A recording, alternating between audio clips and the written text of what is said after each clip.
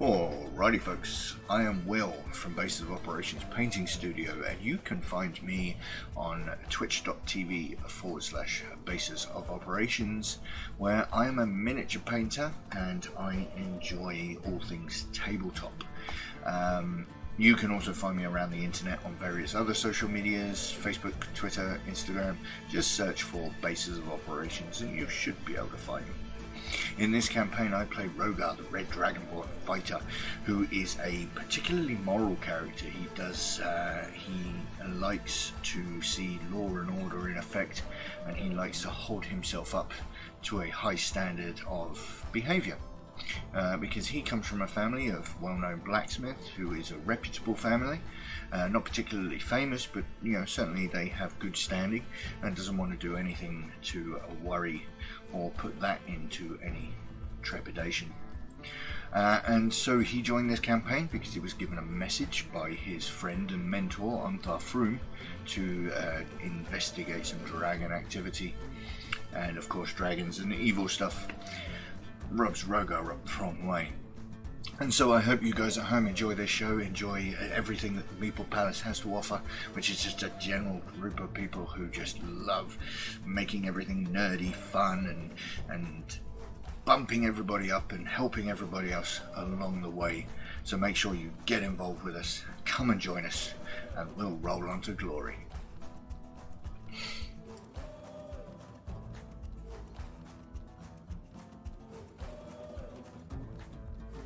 It's Kevin. Hello, my name's Kevin, also known as Kellum. I am not a streamer, however I do enjoy hanging out with the talented people that play this D&D game with us. I am playing a character by the name of Pedrick Strombrig. He is a cleric. He is also a war cleric, which he has specialized in. He has spent most of his time his young adulthood being trained to fight wars and keep people alive, and tactics, and if A happens you do B, and if C happens you do D. But he's quickly learning that battles don't always turn out A and B and C and D, so he's trying to learn to adapt to these situations, and his main goal is just to keep his compadres that are with him up and moving and fighting and keeping on task. Pedrick came into the group because of a call went out from the city that was under siege to his local group that for help, and his leader of this of the training area asked him to seek out a group that was already engaged in trying to find out what was going on with the enemy and such and so forth. So he set out to find this group, and luckily just kind of happened upon them. And ever since then, we've just been going for it. Love this group. Love hanging out with these people. Hi everyone, my name is Point1985. I'm a variety caster. Not been streaming too much lately, but I'm planning on getting back into it. I'll be playing Tech Greenmore for you today, or these coming weeks. I'm a halfling rogue. I was born with the halflings, obviously, but then stolen away as a kid by a goblin woman named Wriggler.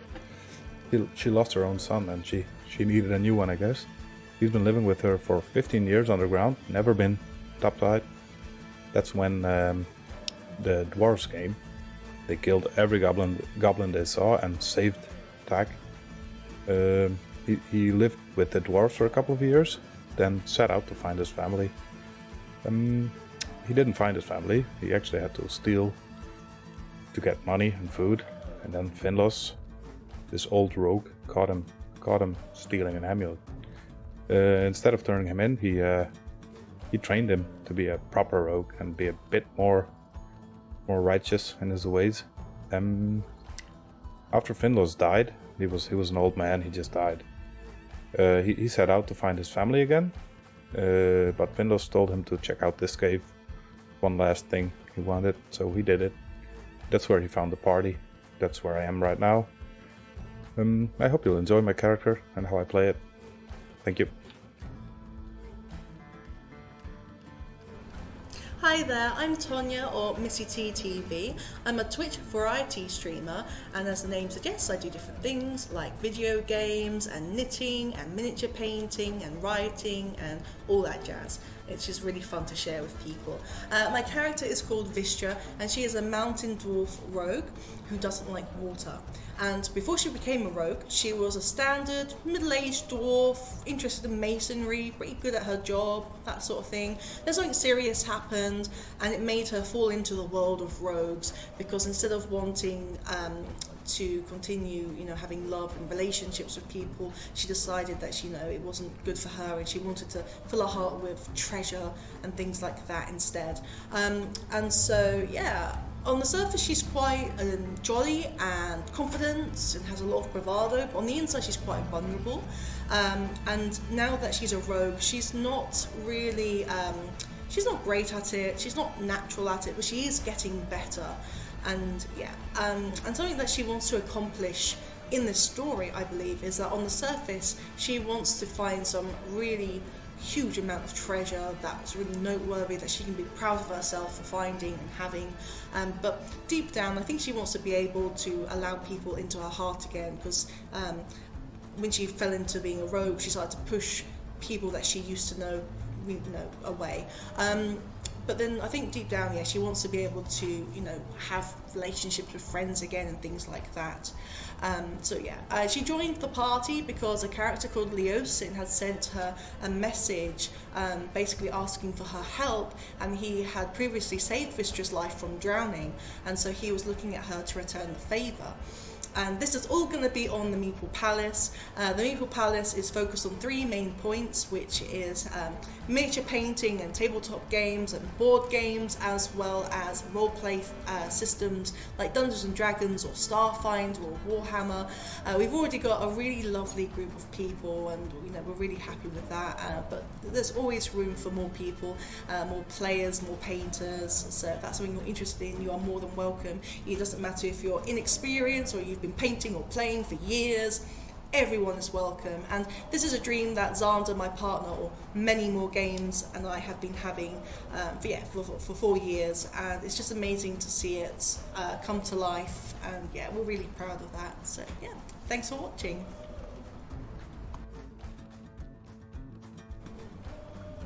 Welcome to Faerun, the realm of swords and sorcery, and the setting for our Dungeons and Dragons campaign. My name is Many More Games, or you can call me Xander. I am the Dungeon Master for this campaign of Horde of the Dragon Queen. I am a relatively new Dungeon Master. I'm also a streamer. I do painting, miniatures, I play Warhammer, I love miniature games, board games, all of that lot. And that's why I wanted to be involved in this campaign, to start this campaign.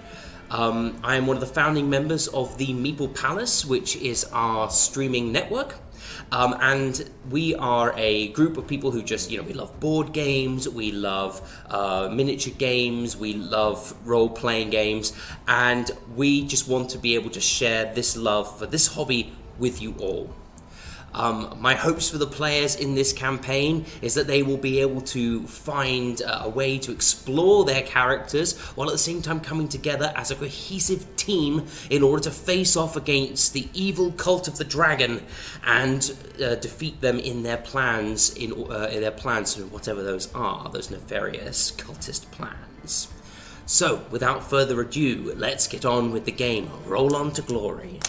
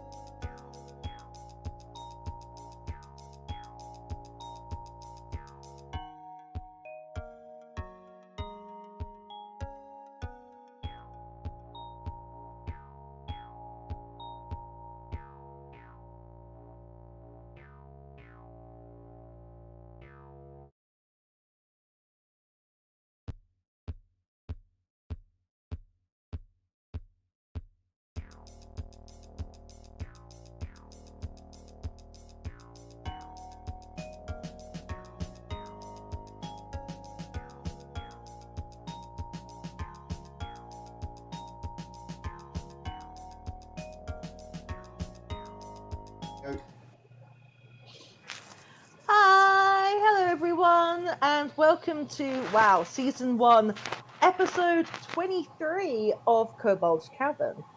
DM is just doing one quick thing before we start off, so I'll do the intro. So, quick shout out to our Patreons. Thank you very, very much to Plutonium OD, as well as our very own bases of operations, who we almost broke tonight because of different changes with the overlays. So if you see him going for a drink, it's because of us.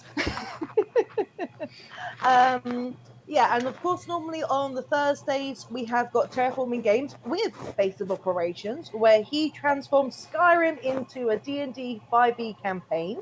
So long as my computer works. Unfortunately, yesterday he had some tech problems, so we did manage to put the starting screen up, but we weren't able to continue after maybe an hour, I think, or so. It was definitely about half an hour at least. More, I think. So, but hopefully next Thursday it'll be back on track, and you can see where he is with regards to where his home group are in the adventures. Where were they up to? Let me have a think. On the first game they played, they managed to get about 3/4 of the way through my planned session. And in their second game, they just about managed to make it down the road into Riverwood. And after being particularly suspicious about a DM emptying a village because it was nighttime, managed to just about make it to the tavern to have a sleep. That's right. Everyone got really creeped out because everything was shut and no one was around, didn't they? Yeah. It's like it's a town and the shops are shut. Yeah, and No one's around, and they kept thinking it was suspicious, didn't they? Yeah. So that was interesting. But to be fair, there are some new. I do have 2 people who've never played D&D before in their life, and the rest of the people at the table had only ever played with me in the past, and I managed to kill them. So. Yeah. TPK'd them, yeah. Yeah. And as you can see, Fridays we will have true. Yeah, and as you can see, Fridays we normally have Kobolds Kavern with our DM, Many More Games. Sometimes I do my homebrew on a Friday as well, but at the moment I'm just taking a pause on that. But that'll be kicking up again at some point. And I'm also now doing. Let me just do the Discord command. A text RP as well. I'm nearly done. I'm sorry for everybody. I It's all right. completely and utterly, I can't The believe text, this happened. the text RP is going great though, isn't it, Missy? I mean, it's not like your players are giving you any trouble whatsoever, and we're all playing it perfectly fine. I think the hardest part of doing a text RP was that race Oh, really? in Cholt. Yeah, because I couldn't really keep up with what you guys were saying, because like when you're watching a race, you're going to have conversations with people and not always listen to the announcements. And I was having the opposite effect where I'm writing the announcements, but I can't quite hit fluid. I can't quite read what everyone's saying or what they're talking about. I'm just fixated on the race. But that was funny when one of the characters decided to lie successfully to what was it, the jockey that you wanted to win, and successfully told all the jockeys to go in the opposite direction of the track. But on the upside, the rest of the party get along like a house on fire. Oh god, I think Shamash, literally. Character's the odd one out. Yeah, I think Shamash is a bit of a pyro obsessed kind of guy. Yeah. I managed to save you guys well with my quick thinking. If you can't forget, you guys are in trouble. Oh yeah, you're the compass man. Weird Hal likes fire. Weird Hal likes taking off his trousers as well. Shamash doesn't take his trousers off, but he does stab his fellow party members. Yeah, it's a good group.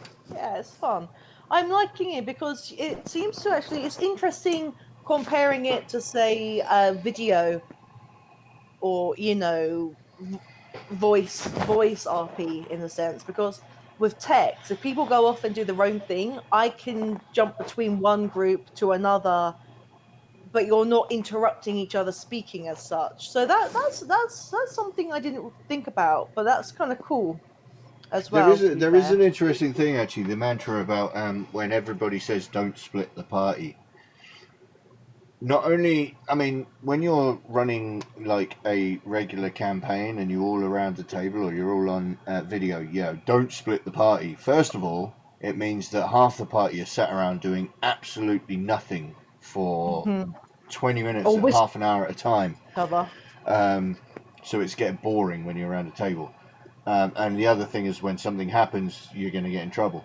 But I mean, obviously, when you're in text RP, as long as you don't get into trouble, like you just said, there can be multiple things going on in different places where people can actually get things done, which is interesting. Yeah, I mean, I think you guys have split up into almost 4 groups at one point. Yeah. Which But almost on the broke upside, me. that does also mean, I mean, obviously, when the wizard of the party wants to go looking for, books and wants to go shopping for, components, or if the fighters and the various other people want to go to the blacksmith and everybody else wants to just go get their drink on, it means that everybody can get to do their thing without causing everybody else to have to go, oh my god, we have to go shopping. Yeah. Yeah, I think with the other part of like the text RP though is, I mean, like with voice, even if you want to do something, but it's not, the DM's not focused on your split group at the moment, you can still whisper to each other and everything. But I would say that with text RP, the only time it gets a bit slow is when the group is split, but you're actually doing in-book stuff. So I have to quickly go to the page. Maybe I have to copy the flavor that I need to give you, or the description, and I need to double check, the stats, or I need to double check this, or I need to double check that, and which is no different to a normal RP. But I think it's just a bit more difficult because I have to make sure I'm tagging the right player, and I've got to make sure that I'm not. I have changed the flavor a little bit to fit what you guys are doing. So yeah. It's not too bad. One of the things that is really cool about doing role play by text is the way that the game master can have really tight control over how much time is passing. Yeah, that's been a thing that we've noticed as well. Is we know exactly what time of day it is at all times because it's so easy to do it. But the other thing is, one of the other things I really like actually about text RP is that when you're, especially when we're doing things live, or even when you're around a table, coming up with a response to something that has happened can actually be quite difficult when you're on the fly. It's like, with your improvisation. For your character style. The thing is, I mean, this time, and this is why I'm practicing with an evil character, is that, I think I'm good enough player to be able to carry an evil character without it being either a meme or without it annoying the rest of my party. But to do that well, I don't have the improvisational skills to be able to just come up with something on the fly like it seems that I can do. You need that time to kind of double check what it is that you're gonna, what it is you're gonna say, and how it is you're gonna actually come across, so that you can then kind of edit yourself before you actually say it. Whereas if you're sat around a table and then you say something out loud and you're like, oh. I'll take it back. That kind of didn't work out how I thought about it in my head, but with text RP, it's really great that you can do that. Yeah, I didn't really think I'd be into text RP myself. I've never really played text RP or any type of text games. And since doing it, I really enjoy it. But I will say, the amount of crap I have to read if I've been away for a while. Oh yeah, that almost broke me at one point. Really? Feeling waiting for the DM, and then we'll take questions for the audience. Yeah, pretty much. There we are. Oh, We successfully filled the time. We did. I have no clue how I managed to do that. Anybody knows how you can actually have created a character and then accidentally replace its complete character sheet with that of another creature? I don't know whether I dragged a creature onto the icon or You something might like that, have done. but something think so, happened yeah. and it really just That's normally how you would do it. Yeah, it's by dragging. So obviously you dragged it by accident. Anyway, welcome to Kobold Kavern, everybody. welcome. Hello. So welcome to Kobolds Kavern. We are here with a very big party. We thought we were going to have nobody turned up except for Snowy did turn up. He had to go and he couldn't stick around. But it was nice. Everybody I think has turned up, at least turned up today to Yay! say hello, to chat with us, if not to play. And in this last game, we played. In the last game, we were our party was recovering from their foray into the stair under the they rescued Kotos Mag here, the owner of the town,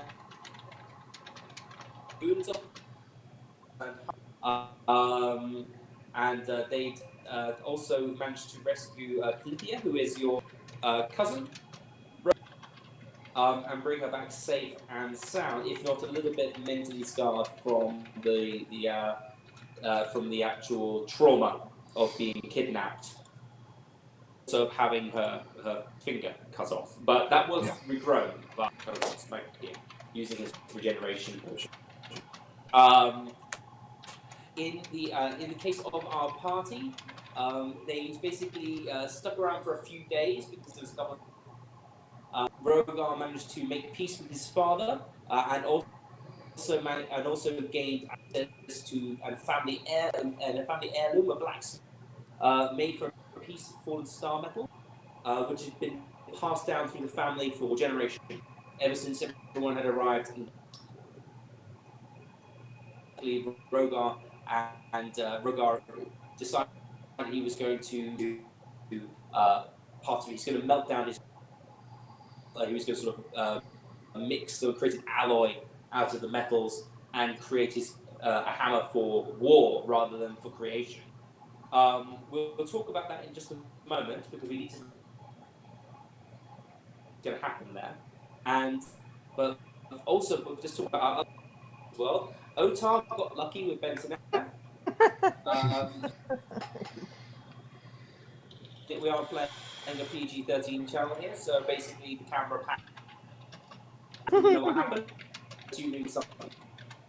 There were people who just started looking our cockroach, and they get yanked back in by. We also had with Weird Hal, who was playing to much applause in the White Antler. Tungdil was incredibly impressed with him and probably a little bit infatuated. You did get a as you left. Weird Hal. Don't come on to my band, sort of things. And this Pedrick, Kellen. This is when. Who else was it? Was it Point? Decided to go to the tavern in order to pick up some ingredients for Rogar's mother to make a stew. I will say that we did spend about an hour of the entire session eating sandwiches. I mean, to be fair, they were the best ham sandwiches talking ever. about how you would like sandwiches, and it was my fault for bringing up the joke, and I'm never bringing it up. You just did. I spent the majority of my PM skills describing the taste of these sandwiches to you guys. Oh, so good. And you just had to stagger yourselves coming downstairs, didn't you? You were just like, hey, I'm coming downstairs now. What a nice looking I would like one too. I mean, my first sandwich was described delightfully. more than it's bread and ham and cheese. You eat it, you're okay. It's lovely. Yeah, okay, let's move on. Anyway, so we had this very RPG session. Tack managed to pickpocket a rich and steal his money and basically use it to buy drinks for the entire free tavern. drinks. You will be happy to know, Tack, that high elf did end up racking up quite a huge bill. Being unable to pay, he was taken by the city guards and placed in the local stock. I don't care. Ouch. Was it? It's his own fault. You have to close the pocket. Close it up. Texas, don't care. Counting gold. When you returned to Rogar's house, you did nothing except talk about sandwiches. And you decided, and then after rolling, it was decided Copernicus was going to come with you. I actually need to update his character sheet quickly because he'll have been level 5. Because he was cooking and cleaning and he got experience out in the kitchen. Get that sweet RP experience. Yeah. Homemaker is a full-time job, man. And so he's got a nice chunk of experience there as well. He now knows how to fold sheets and he knows how to make a nourishing broth and stew. Unfortunately, being a kobold, he doesn't really care where the meat comes from, so I would be careful. Yeah. What you eat. He now has the Wanderer background. So that was basically what happened in the last session. That was like a 3-hour session. Yeah, 3-hour sessions of sandwiches. Basically. 3-hour session of lovely low-level RPG. It was good. It was a good fun session. We ended up with our party about to leave the city for Elturel. They went to the they left Rogar's house, and that was where you had the heart-rending scene. Would Copernicus go with you or not? I know all of you are intent to whether your little friend would come with you, whether you would ever hear the delightful again. It turns out you will. Mainly because I don't want the Lindy to kill me. Oh, you mean Susa Kitty? Sorry, Susa Kitty. I don't want Susa Kitty to kill me.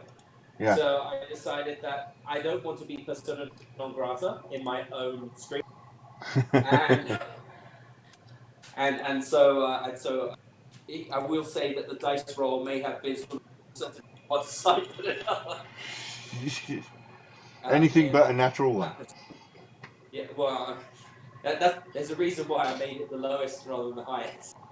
So, no, my luck, I would have rolled that. Anyway, so yes, Copernicus is coming along with you, and for Elturel. Now the only problem is. The only problem is that when Weird Hal went, so Weird Hal does not have anything to ride on at the moment. The rest of you do still have access to these horses that will take you to Elturel. Otar does not have a horse either, because he did not come with you from that point. Of course, so it's not here. We can say that Otar will find it to get to Elturel. Probably he'll say, he's saying, you guys go ahead. I'll take the merchant's wagon. One of them here owes me a favor. I know they tend to make at least every other day they make a trip to Elturel to bring the different sort of mechanical items from the gnomes or different types of ore goes the other way back towards this settlement. I'll happily jump in the next. I'll happily jump on the next cart and get myself there.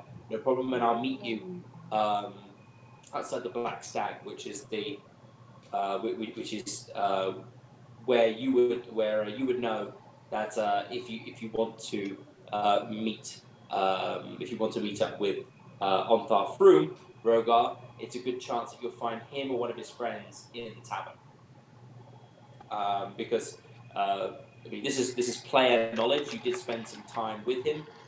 He will have mentioned that one of the bases for one of the sort of local hangouts of the Order of the Open Palm the Order of the White Gauntlet.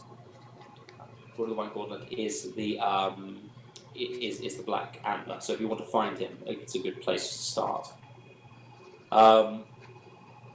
And he says so he'll happily meet you there, coming in on the next wagon. But it doesn't matter about what we're going to do for Weird Hal.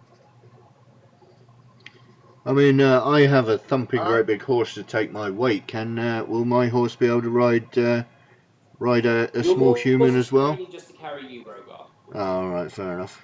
I mean, you are wearing a lot of sort of metal on you. You're carrying an even potent, dense hammer now than you were before. Right, fair enough. It's not easy. I mean, what you could do is you could take it in turns in a way. Like you could let each person ride and the person walk. It would mean you'd slow down. I'd say that it's a day's trip to Elturel from Glimmerscale. However, I would say if you want to make it a 2-day trip, you could possibly take it. You have to go slower, give the horses more time to rest. But probably Weird Hal could get on the back of another horse as long as he sort of jumped between horses. But it will take you longer to get there. Why don't we just rent a horse for Weird Hal? You can try. How much is the it? local stables. Weird Hal. Weird Hal's been saving up his gold this whole time. You got your 5 gold pieces from Tunville for playing. Should we? I tell you what. Should we go and at least let's go and have a look at the Glimmerscale stables to see if we can see what they've got to offer. Okay. I don't know. Maybe a gnome infused it with some sort of alchemy. Well, are you heading towards? Okay. I'll go to the stables. I'll say you don't have to ask around because Rogar, you probably know because you left from the south gate to head to Greenest. Yep. But you would know there would be a corresponding stable on the northern side of Glimmerscale as well. Yep.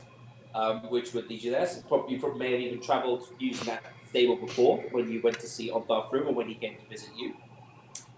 And your family. So you can, if you pass through, as you pass through Glimmerscale, you're moving away from. You have to move away from Rogar's home, which is you have to move towards. You move sort of towards the centre of town again. You'll be moving towards the river. So On the whole way there, Rogar's going to be grabbing Weird Hal, and he's going to be pointing out the various houses. And so that one's Bob's house. And over there you've got Dave down the road, and then you've got a large explosion goes off from Dave's house as you go by. And there they make the best ham sandwiches in this house here. Okay, Rogar, he's just insulted your mother. I'll let it go. Is Bob rich? Oh my god, is that tax voice? Yeah. Yeah. Oh my god. Oh, the world god, was. I've got Tyrion Lannister in my Is Bob a rich man? No, you're Tyrion Lannister without the money. You're him on the mountainside where he's got like no cash. But you might meet someone called Shaga who walks you around. Okay. Yeah, so you're pointing out places, Rogar. I mean, it's probably around about midday because if I remember correctly, no, it took a couple of days. It took about a couple of days for you to make your hammer, didn't it? Yeah, we were just set off. Yes, you're leaving.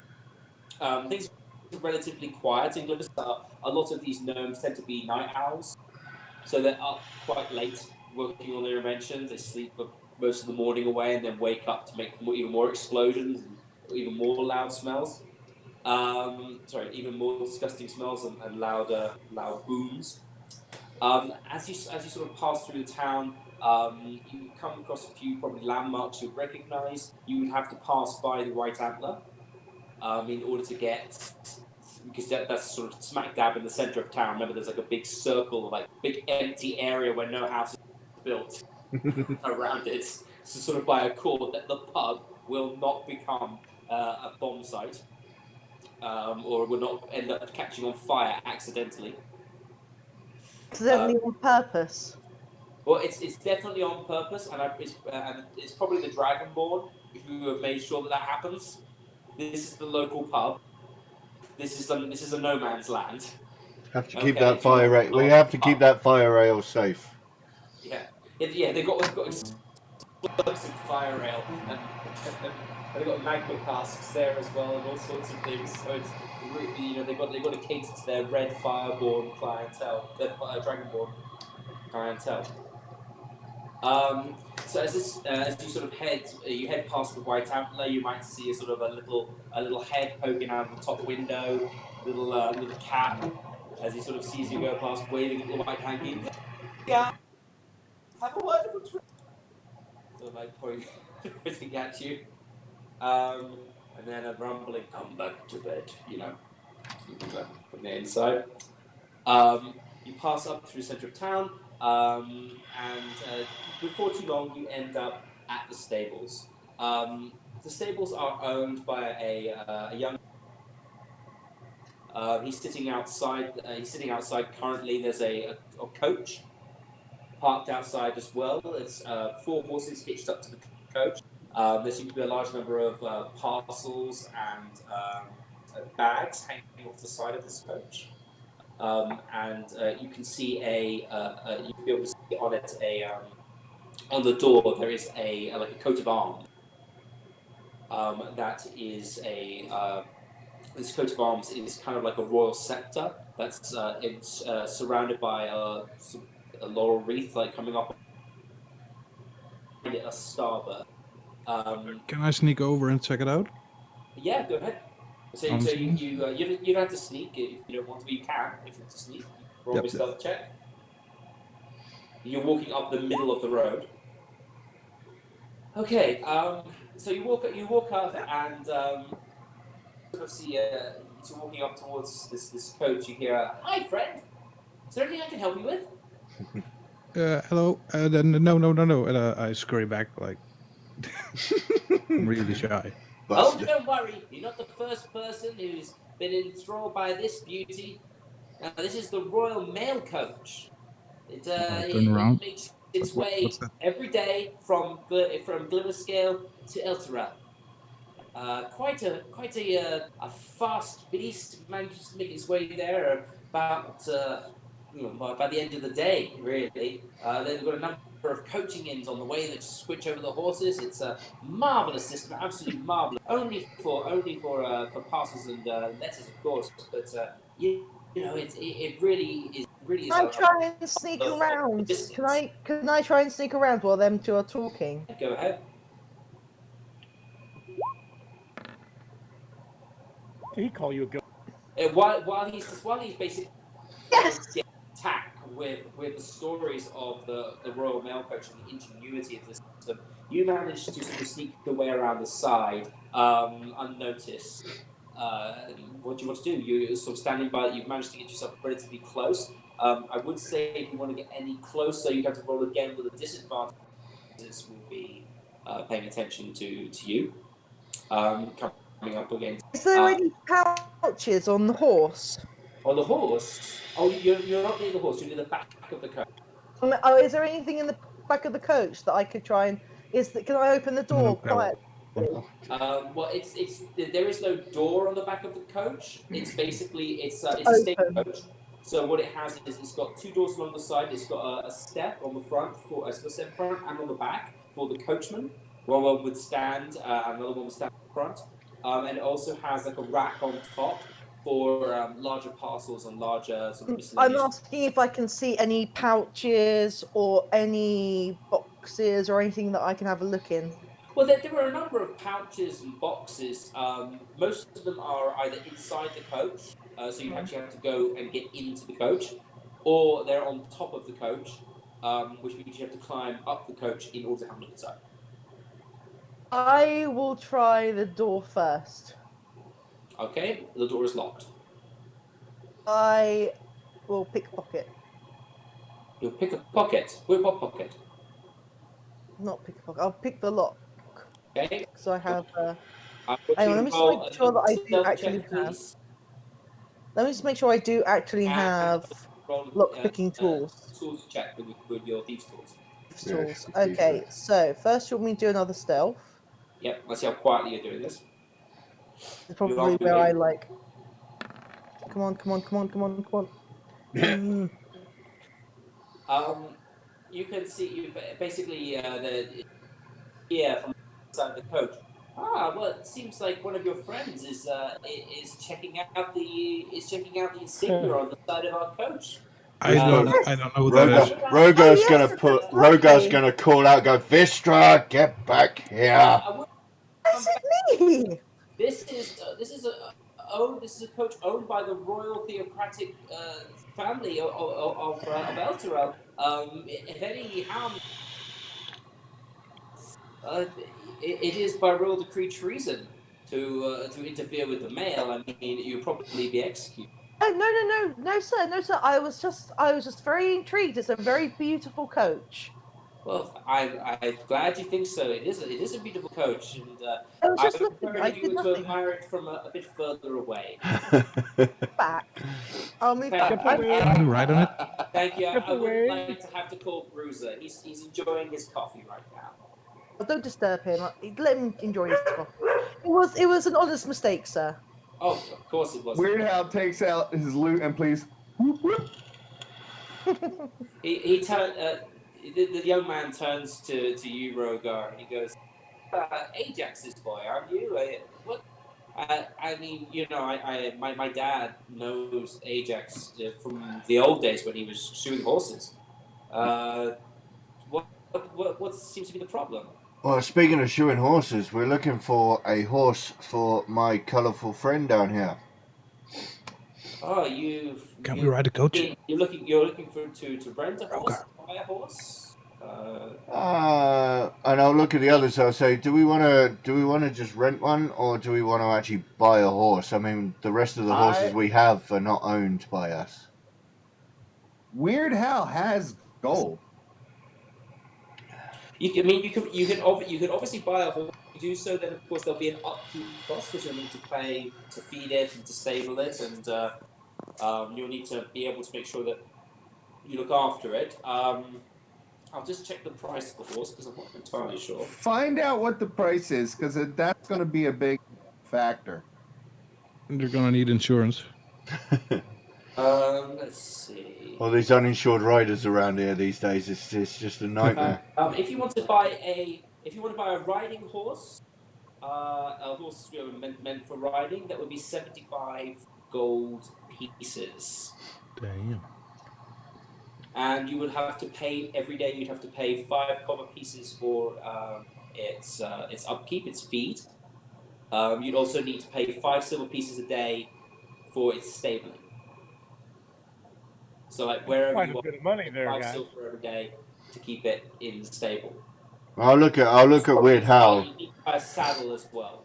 I'll look at Weird Hal and I'll just say, do you want to just rent one for the time being? I think, yeah, we might be on the move a lot, but I don't think we want to be paying for keeping horses alive. Can you guys hear me okay? Yeah. I heard you then. Yeah. I can wait, but honestly, I could afford it. I have not spent any gold since we started the campaign. No, I mean, it's up to you if you want to. Except for the signing up for that clothing program. I mean, you. Nick's monthly. Yeah, I mean, your Nickus monthly. Actually, you should. As long as you haven't lost your as long as you haven't lost your card. No, Membership card. Yeah. I've got the membership card. Hmm. I mean, you could. I mean, the thing is, if you're renting out a horse for the day, or you're renting out a horse, I mean, you got to realize that this is not like renting a car with PS or anything. If you rent a horse, there is like a deposit you have to pay, which is then repaid to you when the horse on the other side when the horse returns. So it's almost like you actually have to buy a horse to rent a horse, but you get most of the money back when you get to the other side. So if I'm riding my horse and I accidentally hit a deer, Then responsibility for the probably cost the of the horse will lose.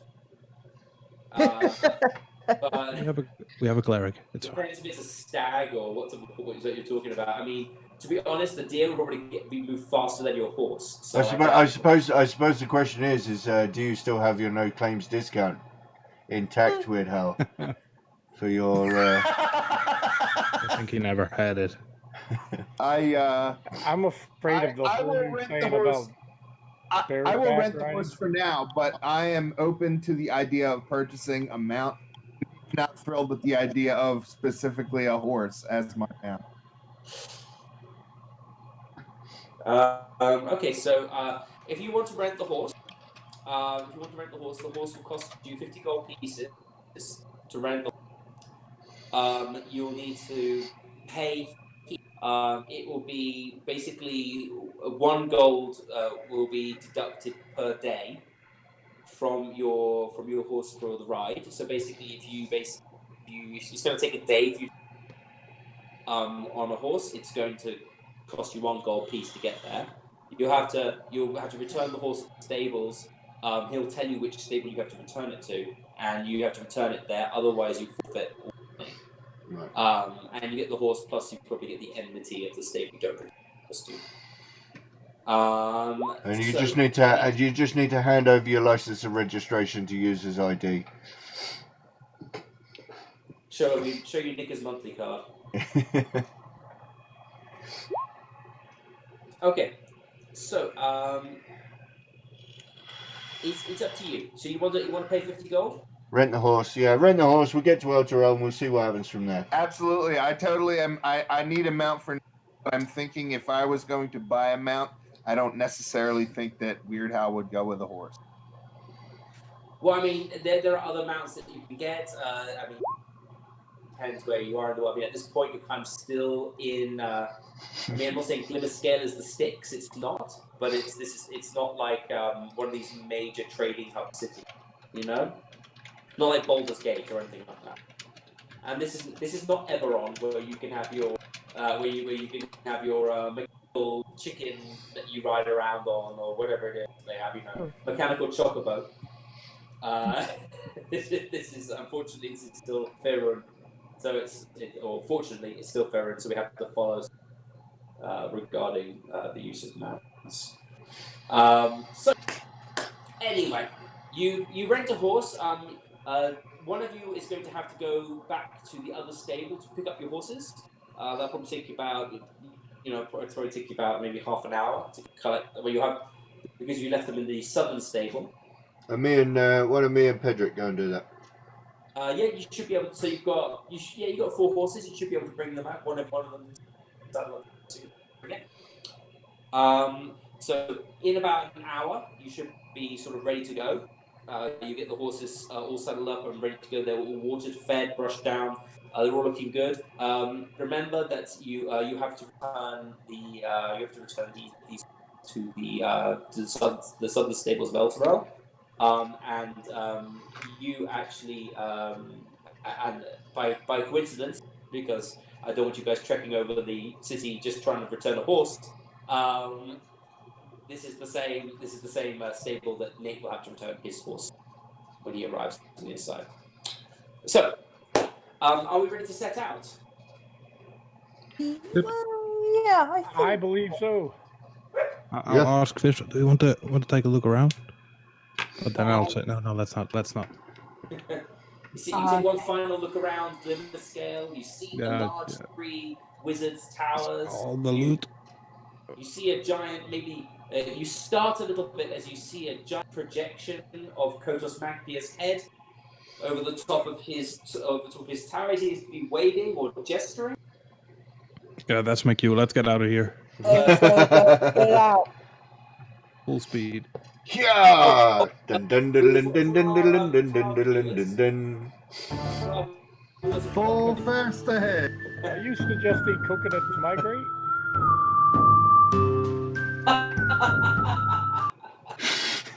I forgot to mention to our viewers, Pedrick has his eye back. He chugged a regeneration potion that he managed to get courtesy of Kotos Mag here. Basically, by listening enraptured to his stories and flattering him for a long period of time. But he managed to get his eye back, so Pedrick no longer has negative modifiers, disadvantages to perception tests that rely on. The eye So patch. he's The eye patch looks all he so has cool though. is He still nasty has that. scars. Still wear the eye patch to throw other people off. But does Rogar? Yeah, he's doing a Nick Fury. He's got the patch on. Yeah. If you are still wearing the patch on, because you still can't see out of that one eye, What if he makes a little hole in it? then it'd be the worst. You'd have a pinhole vision in one eye. I will remove the patch and keep it for a keepsake because I probably need it again. Poor Pedrick's charging it. Abominations! He might be down again with the new limb missing or eye missing point. But I don't know. It's been pretty good. Pedrick has done his job in every fight he had. Brought people back up before he went down. So Best cleric ever. yeah, a lovely war cleric who kills abominations for fun. I love it. Okay, so we head off. Weird Hal, you're very comfortable on your large, well-trained, well-trained sort of riding horse. Her name is Clover.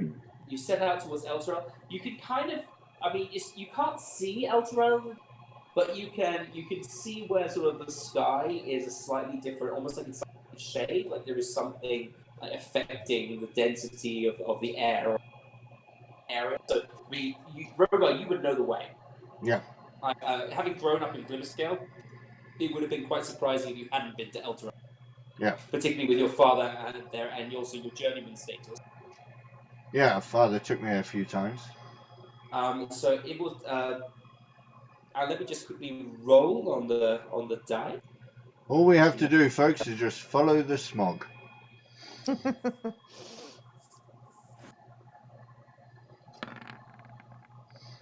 The weather is good. The roads are clear except for a few few wagons, coaches going back and forth between Elturel and Glimmerscale.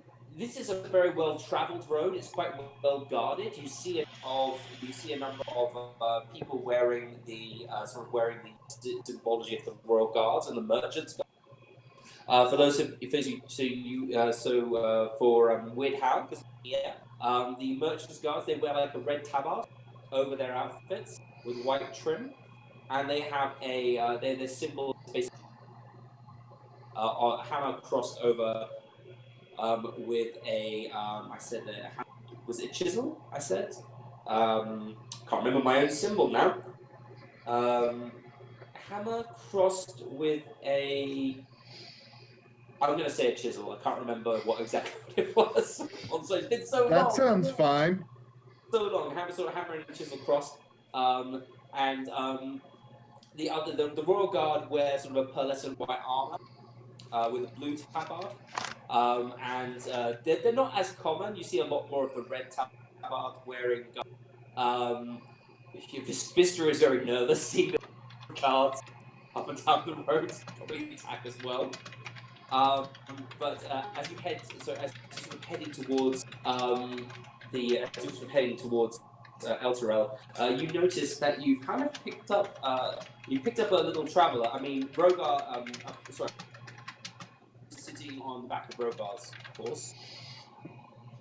He sort of ensconced himself on the top of Rogar's pack, and he's sitting there, sort of just like waving his. He sort of himself, like waving his stick in the air as you're riding. I mean, this is a fun experience. Fun or terrifying? Fun because he's with Rogar again. Terrifying because he's on a horse. He's probably the tallest he's ever been. Stomp kobold. It's quite a way up. Sorry? He's quite a way up there as well. As you know, Yeah, he's quite high. top of a, So you know. it's almost like flying. Yeah, You know? he's about 14 feet up in the air right now. Yeah, so, he's like waving his little stick in the air. Looks very happy to be on the road again. He's a little bit tubbier than when you were there. He was like. Yeah, Mama's cooking will do that. He's only been there a few days, but he's obviously packed on a bit of. He's storing a bit of extra food. Rogar's feeling a bit like that too. He's kind of like, you know, he's been back at Mum's house and he's kind of like, he wasn't eating enough while he wasn't at home. Yeah, all of you have got sandwich bellies right now. But yes, yeah, so you're riding towards Elton. And you notice that as you're riding that a figure on a horse sort of riding alongside you, not with you, but close enough that they're sort of like within sort of nodding distance. You would recognise that. It's a young dwarf. He's wearing sort of black clothing. And he's riding on sort of quite a stout little sort of mountain pony. As he sort of sees you looking at him, he just gives you a little. His beard he's got a long sort of flowing beard, long almost like dirty blonde beard. His clothes look to be in good condition, bit travel worn, but he seems to be in pretty good order, and he's riding not too far away from you. Is he behind us? Weirdhouse gonna wave. The dwarf sees you waving, and he gives a sort of a little nod back towards you. Is he currently behind us? Yes, not very sort of. He's not exactly behind you. He's sort of more sort of. If you're riding in a group, he's sort of more towards. He's a little bit behind you, but towards the side. Okay, so more like it's kind of. He's not riding with you, but he's not far enough. He's not so far away that it would be impossible to talk to him. Rogar. I think that Weird Hal had waved and been acknowledged. He would kind of beckon the dude to come over and talk. Tank is speeding up and trying to go faster. Tank's trying to speed up, trying to go fast. He sees your invitation to ride with you guys. And he, with a little sort of nudge to the pony, it starts to sort of ride in sync with you. He says to you, thank you very much, friend. I'm very happy to be invited to ride with you. Do your numbers, eh? Xander, could you just refresh your mic? Because you're breaking up a little bit. Okay. Not a problem. Should I leave the call and come back? Could do, yeah.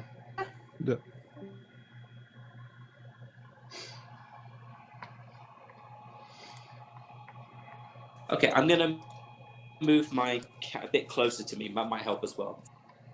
You seem okay so far. That seems much better so far. I was maybe leaning back a bit too far away from the microphone. Maybe, yeah. So yes, he says,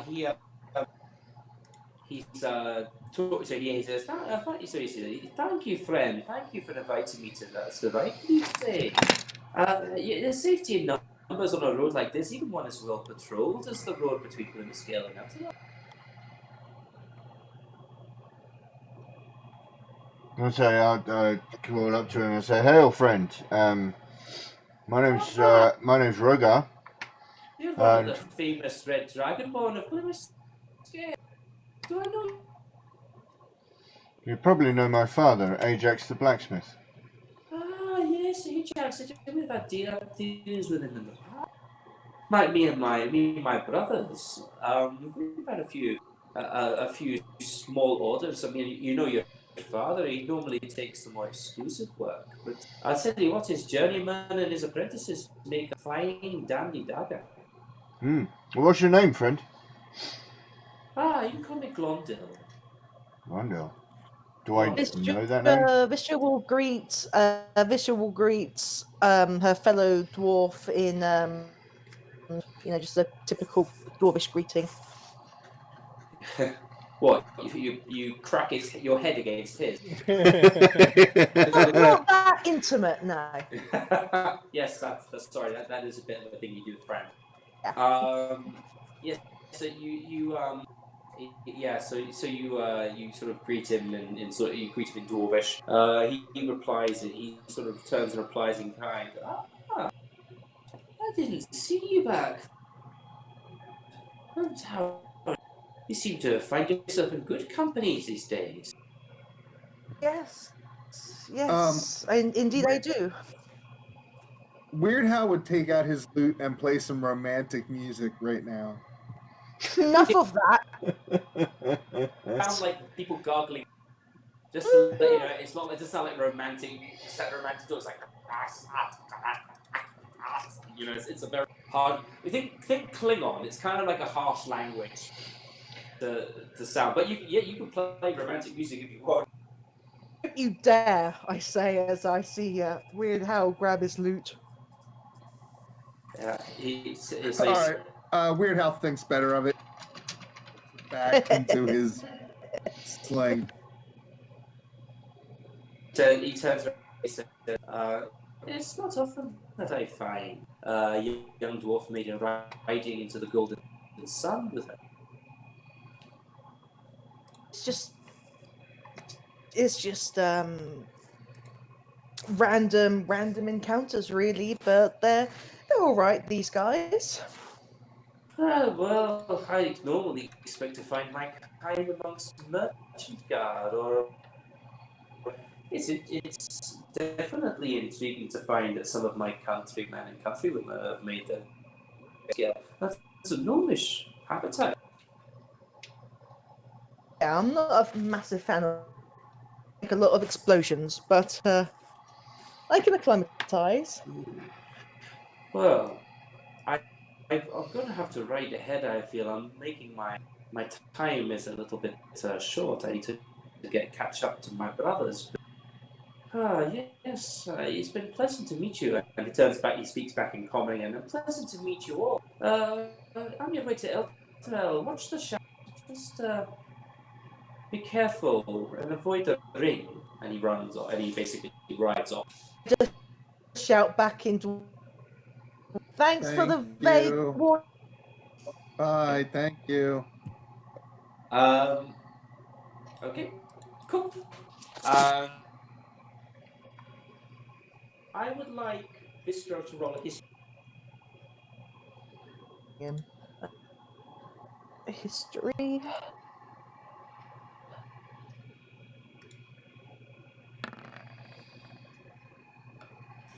I don't know who he is.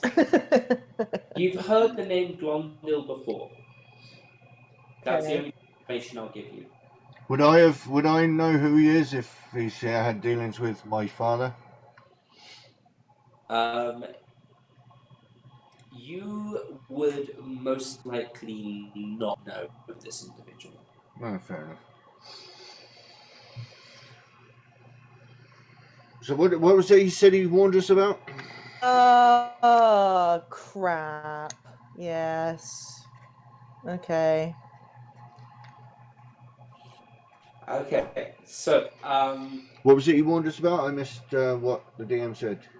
He said, "Stay away from the shadows and watch out for the ring." That was all he said. What do you think he meant by the ring? Well, I read a book once about shadows and rings, but I don't think it was that. Was he warning against getting married or something? I had a ring once. You had a ring once. He could have been talking about a gladiator's ring. Can't give you any more information without history check, Mr. I'm sorry. I checked one of my notes. It's all right. Okay. It's all right.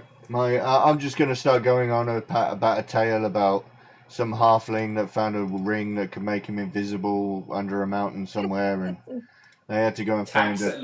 I had that. Go over to. You heard that?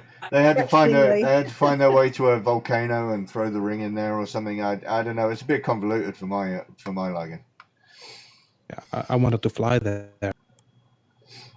Yeah, eagles would I have had to been run all really the way. good. Yeah. I mean, they just walked all Stupid the way. wizards. They just walked all the way from one side of the country to the other. But if Barefoot. only, yeah, if only they could get some eagles to take them there, or some sort of flying contraption.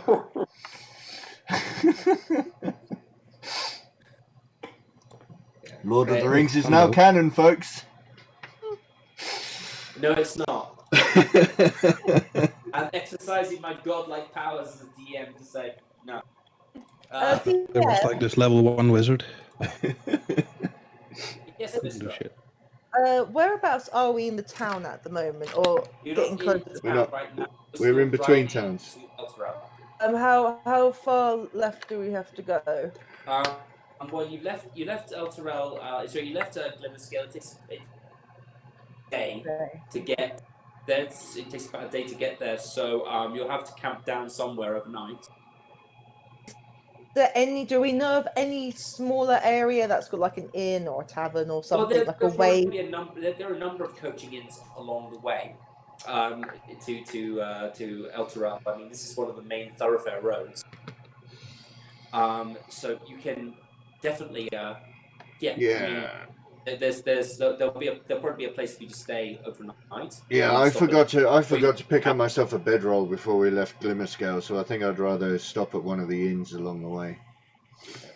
Well, you ride along for another. You ride along until it starts to get dark. Okay, so you take a few breaks with your horses. You allow them to stop and to graze, have a quick break so that they can switch over and so you can switch over and make sure that the horses don't exhaust them. Then you ride on. It doesn't take you quite as long as you thought to get to what looks to be a good coaching inn where you'll be able to stay for the night. It's about it's small. It's quite a nondescript little inn, but you can see outside it the symbol of the royal post service. So this will probably a legitimate proper inn for you to stay in, and it's called the Queen's Arms. That's it. That's the one we want. Sounds good to me. Fisher's just gonna book it suddenly and get straight up there. What time is it when we're pulling up to the inn?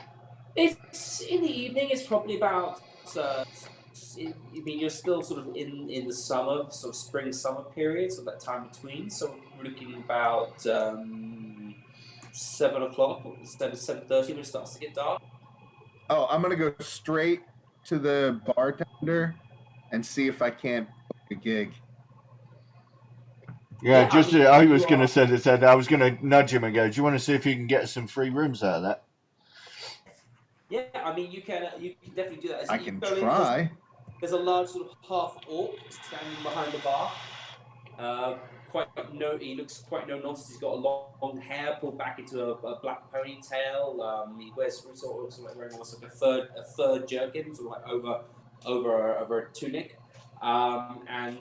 He sees you. He sees you come in, and he seems to brighten when he sees you. Weird how he notices your assortment of instruments strapped across your body,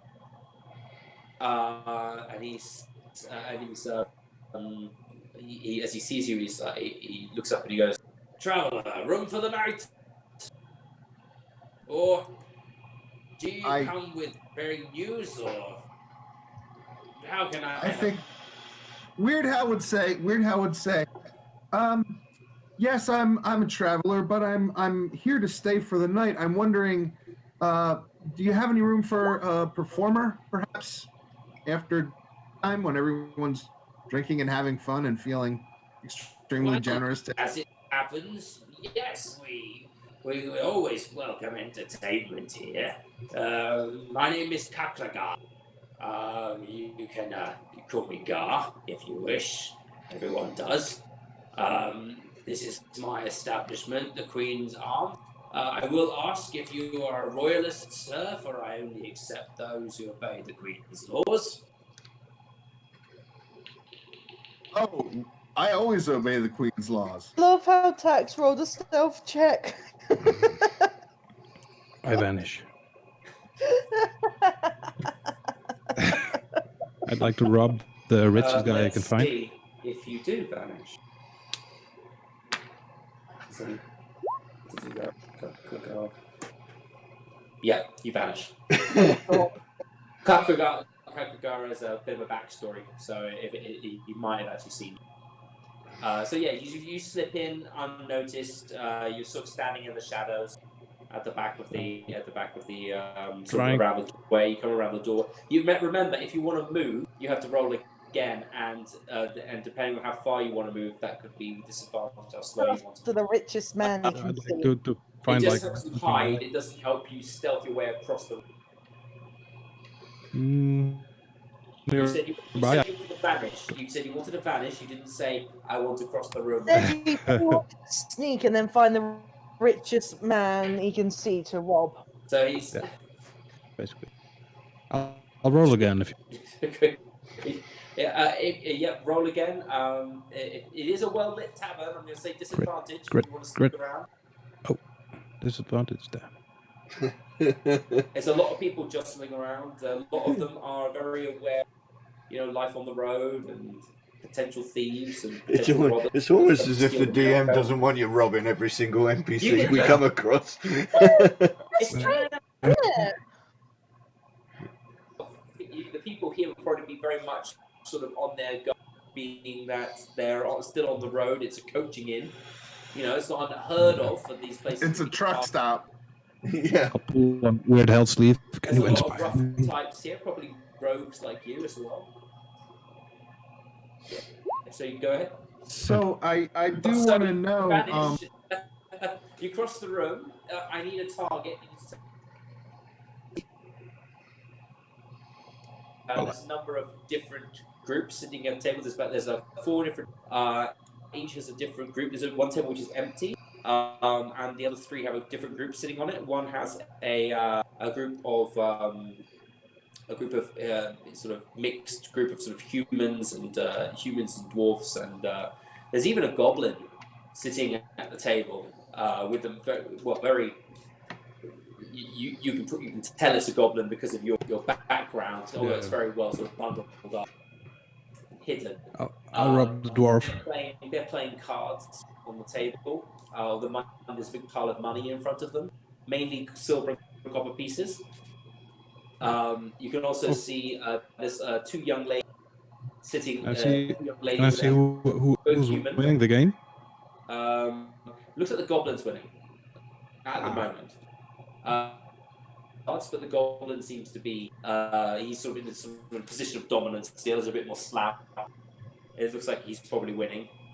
You have you have 2 young ladies that are sort of sitting and chatting at a table. One of them is covered in sort of like a black veil, and all you can see of her body is sort of the eyes and the tops of her ears and her hair. You can't see anything sort of below the nose. The rest of it's sort of covered in different sort of layers of black lace and cloth. The other one who's sitting with her is kind of like an old wizened. Sorry, no, that's the wrong table. Sorry. The other one who's sitting there is another young lady. Again, looks to be sort of human. She's wearing what seems to be sort of normal traveling clothes. She's got sort of long dress, sort of almost like not Victorian, the sort of style cut. Yeah, almost like sort of like something these quite like a straight laced outfit. And she's sitting there. She's talking far more animated to this woman than the other woman is responding to her, but having a nice time chatting. Right behind them, there is a large man, and he seems to be standing behind the lady who is all dressed in black. And he has a large greatsword on his back, and he's holding. He has a big sort of stiletto dagger on his hip, and he's sort of surveying the. Looking around a bit. He can't see you. You managed to see, but he's sort of looking around. He's on alert. I think I'll. The third table, because it has a little old lady sitting by herself, playing a game of patient. She's Yeah, I'll she's go wearing for the all door. black, sort of hunched over. She's looking around a bit romantically up at the room and everything. She's got some beer-stained cards in front of her, sort of table, and she's playing. Looks like patience to herself, and she's having a she's kind of nursing half a wine glass of wine to herself, and she's sort of sitting in the corner. Yeah, I'm robbing the dwarf. If You I mean for can. the table with the goblin and the human? Yeah, I'll just walk behind him and see if he has anything on him. Snowy. Like a plan check. Yeah, we'll try. This like event. Let's see what. No, you can with normal. Oh no. Okay. Okay, he just having one. You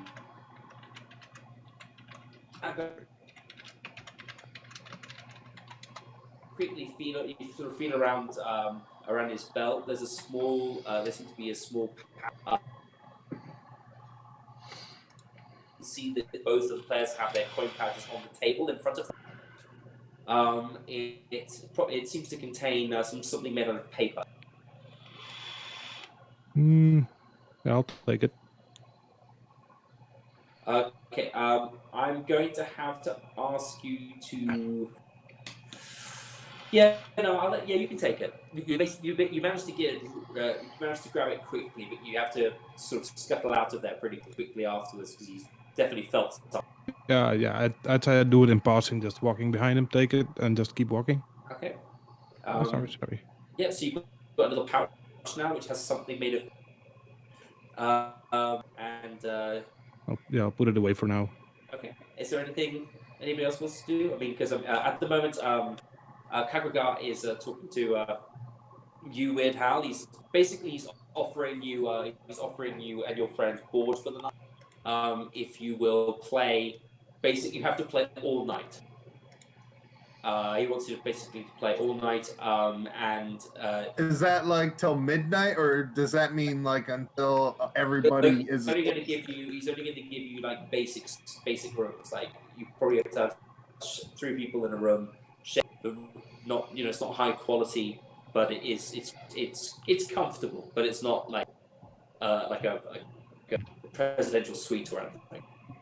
Can I get a 6-pack with that at least? I mean, okay, let's negotiate then. You want to Rogar wants to stand next to Weird Hal. Persuade him or charm him, or what you can try to do? I'd like to roll for persuasion. All right. Let's see if you can charm him. Okay.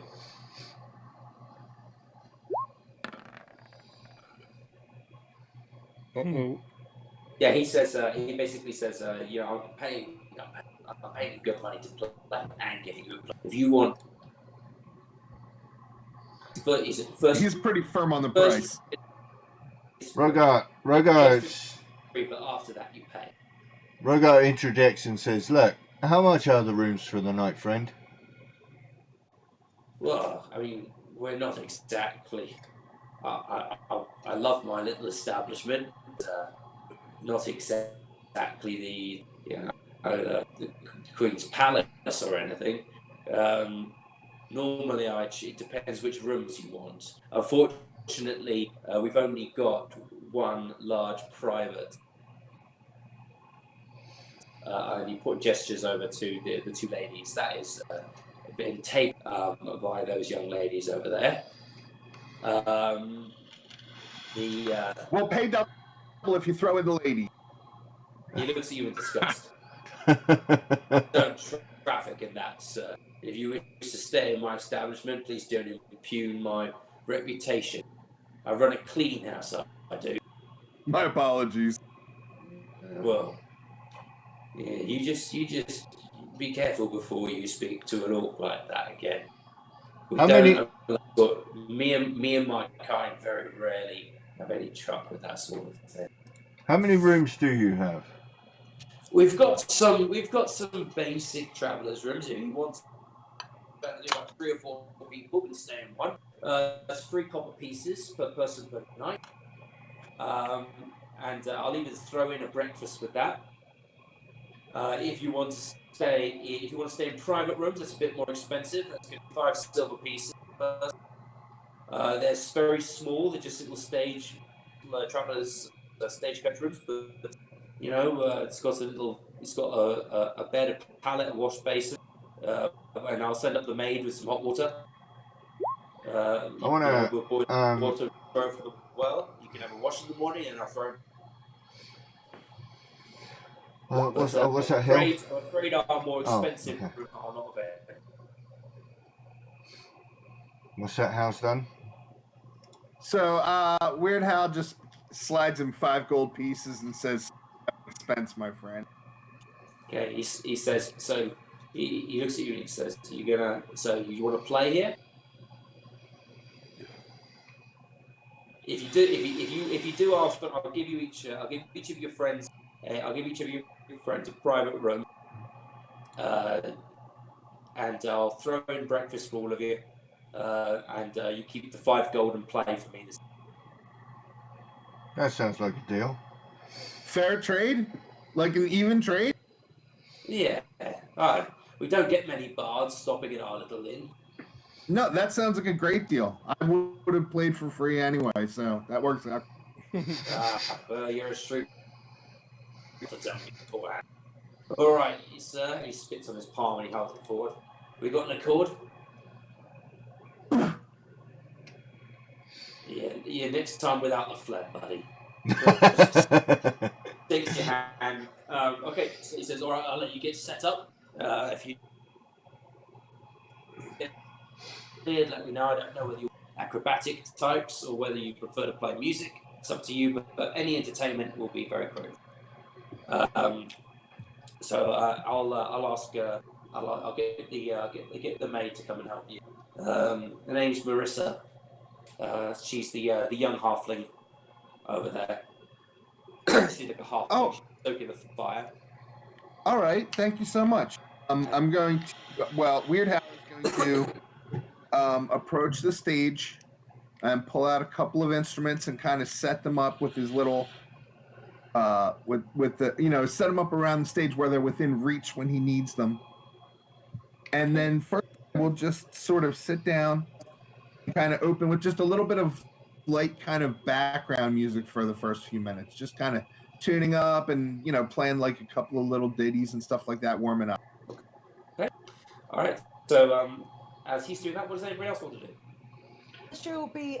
Vistra's still outside. Actually, she hasn't actually entered yet. She booked it, but she's actually just been fiddling with the saddle, making sure the horse is all right, and just sort of looking around a little bit. And now she's just gonna sort of bring her not her hoods, but like the scarf she's got with her robe. She's just gonna sort of pull it up a little bit more. Okay. Not too much, but just a little bit. Rogar, and she'll walk in. Rogar will put 5 gold pieces on the sides and say, I'll take 5 ales for me and my friend and keep them coming. Take 5 gold pieces. Yep. Okay. And keep them coming. He looks at you and he says, just to let you all know, a gold piece is like a month's wages for a peasant. Yeah. So I can afford it. If you are paying 5 gold pieces, you're basically paying almost half a year's pay. Yeah. For a peasant. He might be able to get himself. He might be able to make himself some bigger rooms as well. Don't you worry, I will fix up the tavern. Pulls like a rich, dark, thick ale from a cask at the back. It's almost like globulous. It's like a really thick, strong ale. He pours it out, and it's really rich, yeasty smell. He places 5 tankards, sort of 5 steins up on the counter, and he gestures to the maid. Marissa, got some customers here. He sort of waves the gold coin a bit suggestively. He's got some customers here. Make sure they're comfortable and keep the drinks flowing at their table. There's a good go. Yes, sir. Yes, sir. Of course. Not a problem. Seems And all right. I'll pick up one of the 5 and I'll hand one to Pedrick. I'll say the first one's for you. Pedrick smiles and takes it. Says, "Thank you and bless you for this ale." And then I'll pick up one for myself, and I'll pick up one for Hal, who's busy tuning up his instruments. I'll take it over to him, and then find a table somewhere. Just gonna follow Rogar to a table and find a chair, bully my way in if I have to, and find a seat. Visha didn't hear the talk about the room, so she's just going to go up to the bar, ask what rooms are available. Okay, he says, he turns to you, Kierkegaard turns to you. Oh, young Miss Dwarf, and how can I help you this evening? Rooms, is it? Is it rooms you're looking? Yes, a private one, preferably. Well, I mean, I saw you shift in with that large dragonborn fellow, and I believe he came in with our local bard. Is that right? Yeah, that's true. Yeah, Well, I am. rooms have already been paid for you. There are 5. I'm just preparing right now. It'll take about an hour for them to be ready. Can I go up even if they're not ready? Well, it's still messy from the previous occupant. That's fine. You know, I'll pay. I'll give it a little bit extra towards it. Tell you what. Give me. I'm just really tired. Give us 15 minutes. I'll ask one of the boys, the stable hand stealers, and we'll get your room ready first. How about this? Very well. And she goes and just sits in the darkest corner of the room. Okay. Rogar's going to call out to Vistra as he sees it. He goes, Vistra, one of those 2 on the bar. That's for you. And I don't know where Tech's gone, but there's another one for him too. And they'll keep them coming all night. She'll then go back to the bar, take it quickly, and then go and just sort of give a nod to Rogar, says thanks, and then she'll again go and try and find the darkest area to sit. Okay. I Are hear you Rogar say hiding or are you sitting? What are you doing? Are you actually hiding or are you trying to? I just want to be in a dark corner of. She's doing her best Aragorn impression. Actually, I wouldn't mind doing. Actually, I wouldn't mind doing a stealth. Actually, and I don't mind the others knowing where I am, but I don't really want. Okay, well they know where you are because they've seen you walk over into the court. But if you want to see how well you're sort of hidden in the shadows, go. 0. Well, the thing, right, because you get +8 to this, you're going to get something relatively okay anyway. Mm-hmm. But yeah, I mean, to the average viewer, you're kind of just like a little dark outline. That's perfect. You're not like hidden, but you're not immediately noticed. That's perfect. That's fine with me. If someone were to look over into the corner and squint, they would see you. But unless they actually, unless they actually were trying to find you, they probably wouldn't see you straight away. That's fine. I just sort of put my hood over just a little bit more, but yeah, that's fine. Yeah. That's fine with me. You bump into Tack as you move into the corner. Sorry. It's not a huge inn, and you keep saying it was hiding in the shadows. Oh, legit! I have actually bumped into Tack. Yes. Tack, What are you doing? Tack's like rustling through a little bag. I'm sitting down. What are you doing? I'm actually hiding. Successfully. I can see you. This corner's mine. Go find my what? I'll leave for the bar and get my beer. Okay. And then I'll ask the maid, the halfling. And I'm very shy, so do you have like a bigger stool for the table? I can't see the others. She looks at you, she gives you a little sort of sympathetic look, and she's like, yeah, Biggins never think about us, do. She says, yes, she says, of course we do. We have halflings come through time. Don't Carragher, I never think kind, does he? Okay, if you just give me a moment, dear, and I'll go and find you. Okay, so she sort of bustles off in sort of out back, and she comes back with a sort of a taller stool, which she places at the bar. There you go. Yeah, I'll take it. Thank you. Okay, so I'll screw you off. Weird How sees her work and getting the seat and all that stuff, and he will launch into he's going to dedicate his next song to all the hardworking waiters and waitresses at the inn, and Don't play you one wait. more copper coin. Who are you giving copper coins to? No, I'm playing my song "One More Copper Coin." Oh, okay, one more copper coin. Okay. So you play one more copper coin. It seems you don't get a huge amount of. You're not getting a huge amount of sort of like support from the people in the place. I mean, obviously you realize who you're playing to. Most of these guys were a bit wealthier, and so hearing them almost is not probably going to go down as well. But there's something, give a polite clap. You can see that the halfling maiden probably quite enjoy. She was working. Yeah, Weird House thinking, "Wow, tough crowd." I don't know if you just read it, but yeah, for the rest of the night now that he's got the beers are flowing and he's just watching Weird Hal on the stage, he's just gonna, for the rest of the night, he's just gonna get drunk and he's just gonna keep heckling Weird Hal. Can you heckle though? Yeah, If his performance is a 21. Oh, I can. No, his performance is great. I'm just gonna keep heckling him. So yeah, Weird Hal, you hear basically out copper coin, silver coin, you cheapskate.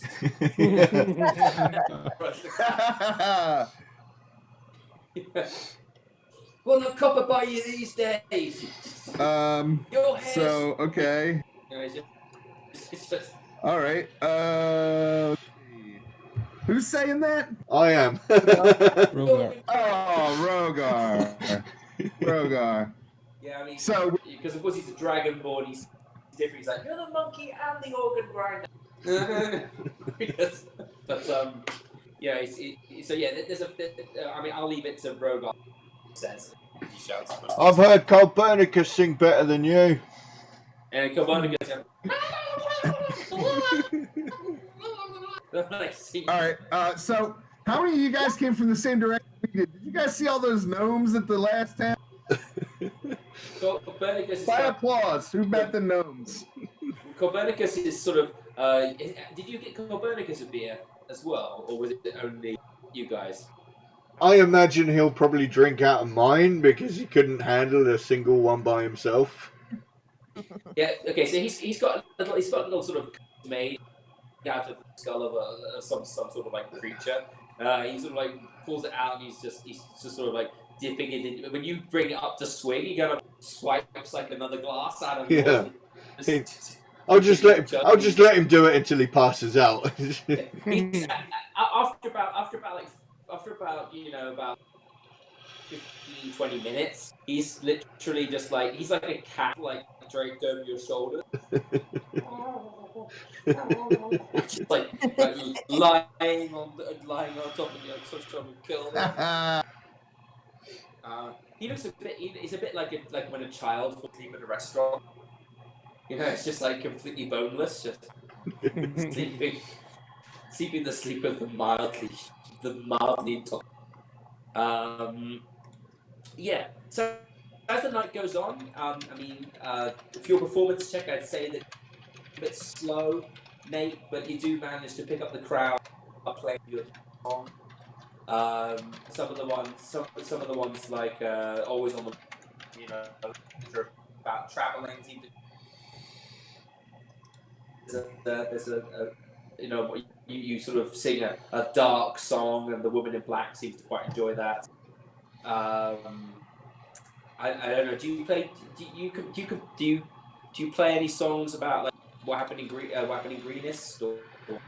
Oh yeah, I have a song called "The Biggest Dwarf in Greenest" about the commander that we met from the army there.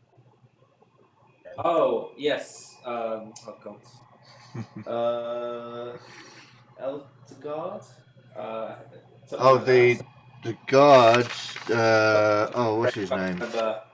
What his name is. I have it written down somewhere. We had Night Hill. Night Hill was the awesome guy. No, Night Hill was the human.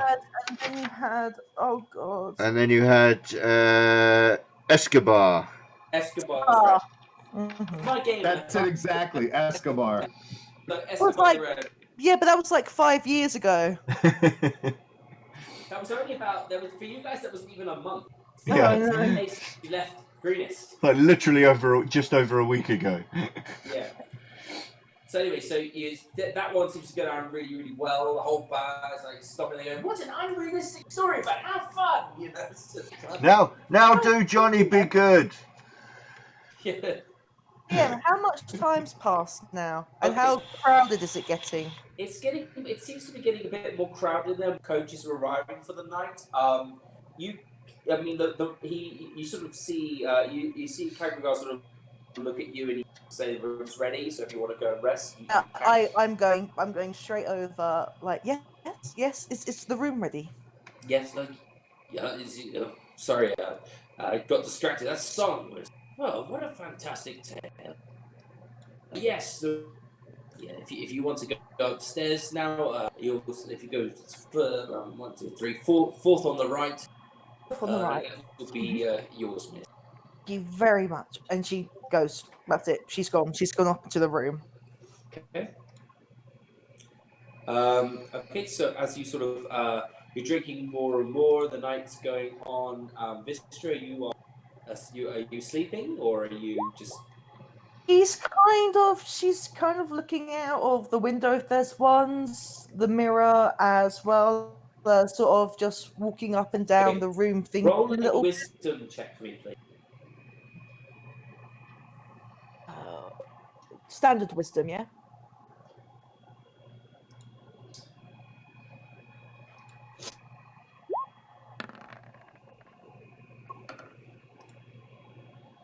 That was 9. Okay, so as you start like you're getting a bit panicky, a bit scared, and you're sort of just you're almost like a little bit hyperventilating. Just feel like in the back of your mind this whispering voice, Mm. and it's almost like seductively whispering to you, and you can kind of hear it going. You know, it's sort of like it doesn't have words. It's more like trying to offer you comfort, but it's at the same time you can feel there's like a dark mouth in the undertone of the voice. I feel that dark malice. Yes, well, you probably would be able to tell where you wouldn't be able to tell where it comes from, but as this is going, as this is going on, you do feel that Wrathbringer is heating up on your back. Okay. I actually feel like it's a negative thing, my Well, character. I mean, Or does it feel like it's comfort comforting? and warmth? I mean, Yeah, that's yeah. But it's Okay, cool. Anyone else Cool. in the room would feel malice. You kind of feel comfortable.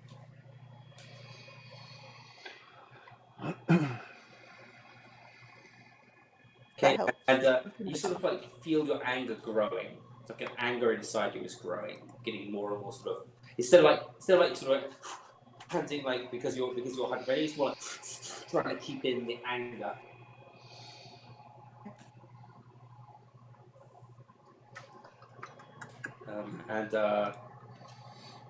Yeah, I'm gonna say roll an attack, please. An attack roll with let's say it's an open hand one. So just roll to attack. So with your Sword or Wrathbringer or use your strength, please. just my strength. Okay. Just so it's 1d20 and then your strength. I don't get a mod. Okay. So yeah, it's d20. You basically you lash out at the mirror in the room. It's not really a mirror, it's a steel. Mm-hmm. And you lash out at it and you just sort of smack your hand into it, and you were kind of hoping to really satisfyingly break something or crunch something.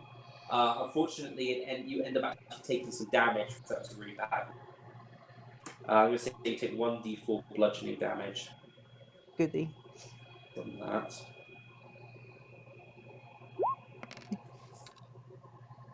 One damage. Basically, Alright. punch the wall. You punch it. But and then after that you start to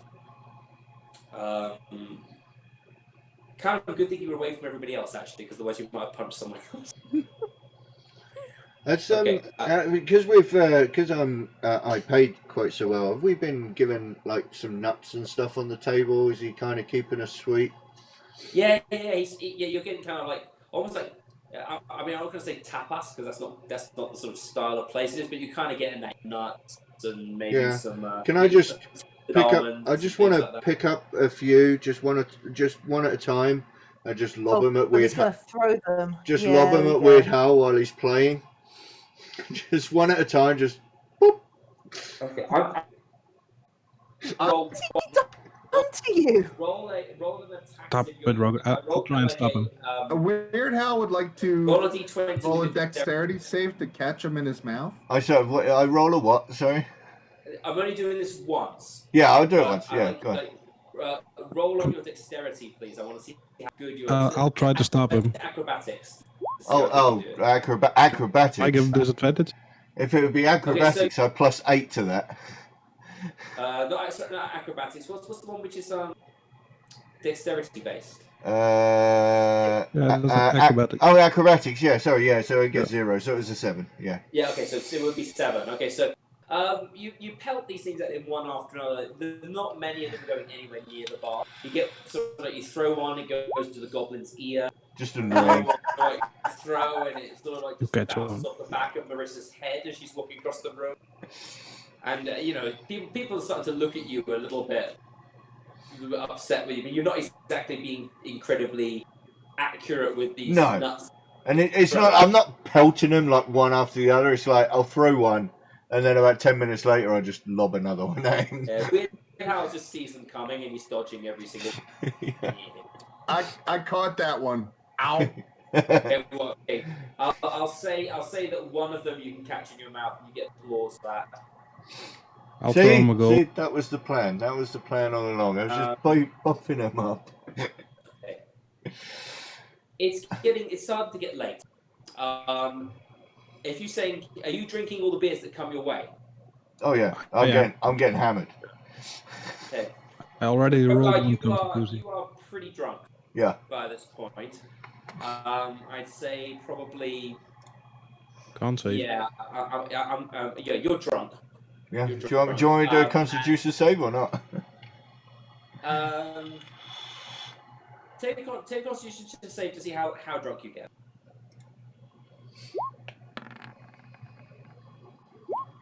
I mean, you've been drinking constantly. I would say, you're just over tipsy. You're tipsy, but you're just a bit over the line. So you've just gone just a bit beyond that pleasantly tingly.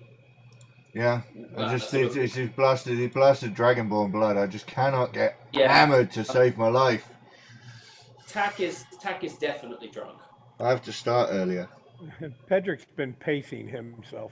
Okay, so Pedrick, you haven't been drinking as much. You've been drinking just a little bit here and there. All right. Well, I Keeping think my eye on the crowd. I think I'll turn in. Pedrick, take a con check with advantage. So you've been pacing yourself.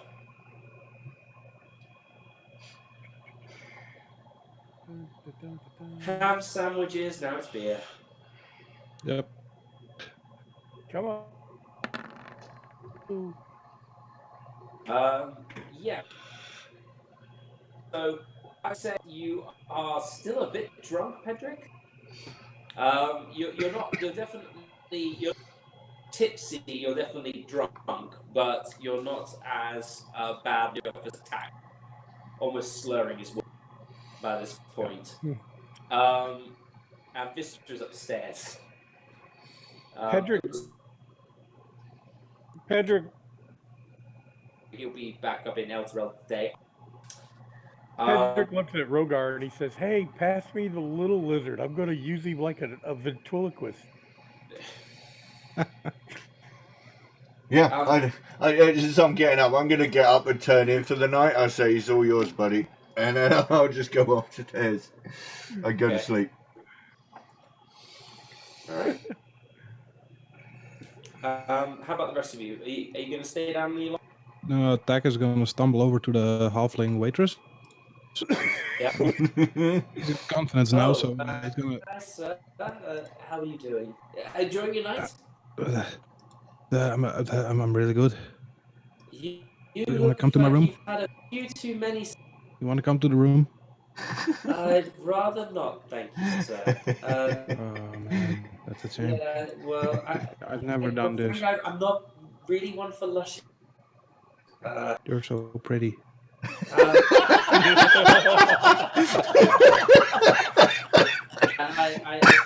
do get you, but to be fair, sir, the goblin said exactly the same thing 5 minutes ago. I turned him down as well. So I think it's probably about time for you to head to bed, sir. Yep, I'll stumble upstairs. The goblin follows you for a minute, as if no, not for a minute. Goes back.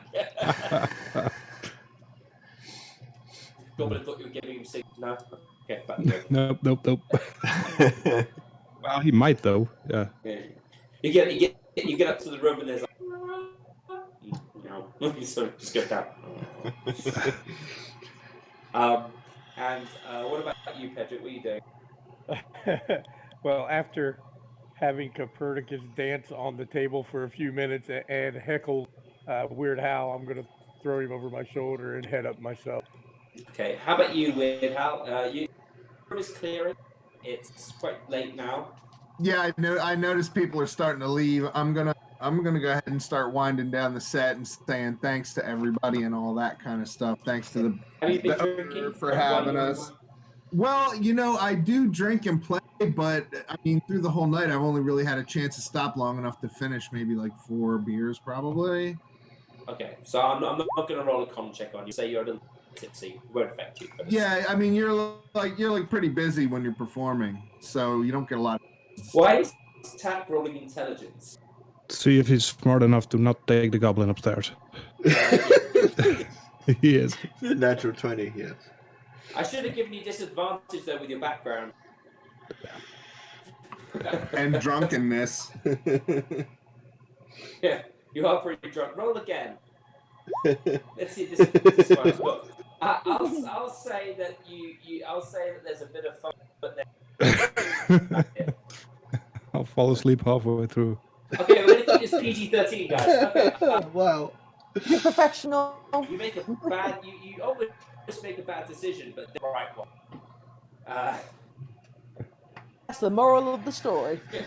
And now we know, and knowing is half the battle. G.I. Joe. I'm sorry.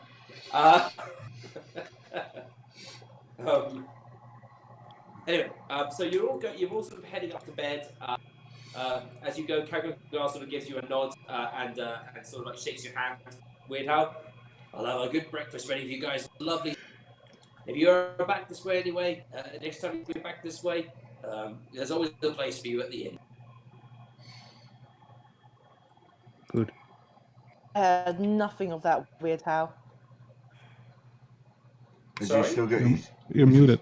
He's talking, but I can't hear him. Oh, I'm so sorry. There you go. Okay. I'm going to say to the bartender, I've got a tip for you.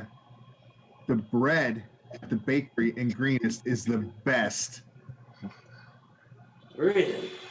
Well, I'd never get down that far, but thank you, I suppose. As I said, breakfast for you in the morning, and just holler if you need. And I mean, that was polite talk, not an invitation. Not actually, no actual hollering? No. When I don't get enough sleep, I get cranky and everything with me out. Right, right.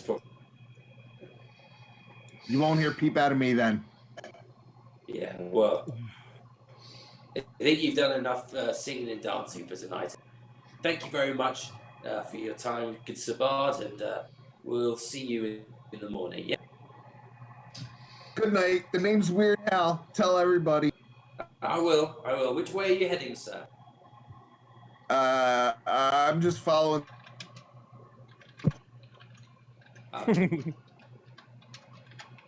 Let me know, and if I can, I'll send good words a few of them the local area. You're a good. You're. I heard it was or something. I don't know. Yes, all right.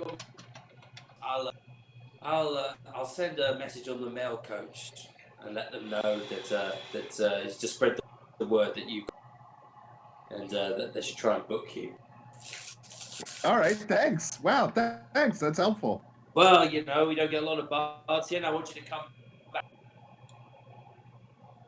And if you don't, I want you to spread word of what a lovely little coach this is. People on their way to Plymouth. Got it. Okay, good. Good night. Good night. Okay. Pedrick is going. Now, Before Pedrick goes to sleep, he's going to prop his shield up against. Okay. What do you do with Copernicus? I'm just going to lay him on the floor next to the bed. Okay. Well, there's a little rug you can put him on, like sort of like you like. Okay. Lie on. I'll do that. Then. Otherwise, he's sleeping on the wooden floor, and you wouldn't get any actual rest. If there's a little bunk, I'll put him on it. Okay. So you're gonna give him one of your pillows or something. Yeah. We'll make him. All right. Lies on. Oh well, I can see Copernicus waking up, going, "You're not Rogar. I was really Rogar." and then see that the door is blocked by a shield. Yeah.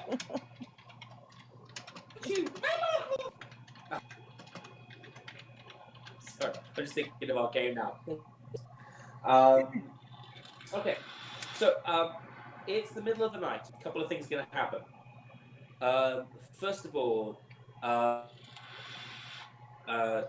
let's start. Rogar. Yep. You're in a drunken haze. Yep. You're asleep, pleasantly warm, bit of out of it, but so as you're lying in bed, you're asleep, in your you can feel a connection forming. It starts off as just almost like a voice on the wind, something that you can't quite hear. You know it's there, but you can't catch any of the details. Then it's almost like there are like silver threads that are appearing in the darkness of your mind and weaving them into the very fabric of your being. As they pass through you, you can feel emotions, conviction, strength, loyalty, sort of perseverance. So not just emotions, but concepts and ideas are forming and wrapping themselves around you, almost binding you with them. Almost like they are constraining you, wrapping them around you, and digging into. You sort of imagine them as almost like silver threads or silver ribbons, sort of wrapping around you and binding themselves to you. In your mind's eye, you see a large glowing object giving off a corona, and as it sort of as it sort of moves forward into your sort of field of vision, it settles into the shape of a silver-edged warhammer. This hammer is different than the one you. The metal has a luminescent quality. There are a number of draconic runes carved inside of it, and there are a number of very sort of surrounding the very edges. It's sort of etched into the metal. It's so small you won't be able to see it with the naked eye. Read it. You can see over and over that have been sort of like bound into the metal. You would know these three statements. They are the three promises that you made when you built this hammer. When you made this hammer, can you please read out those three promises? Yeah. What were they now? I'd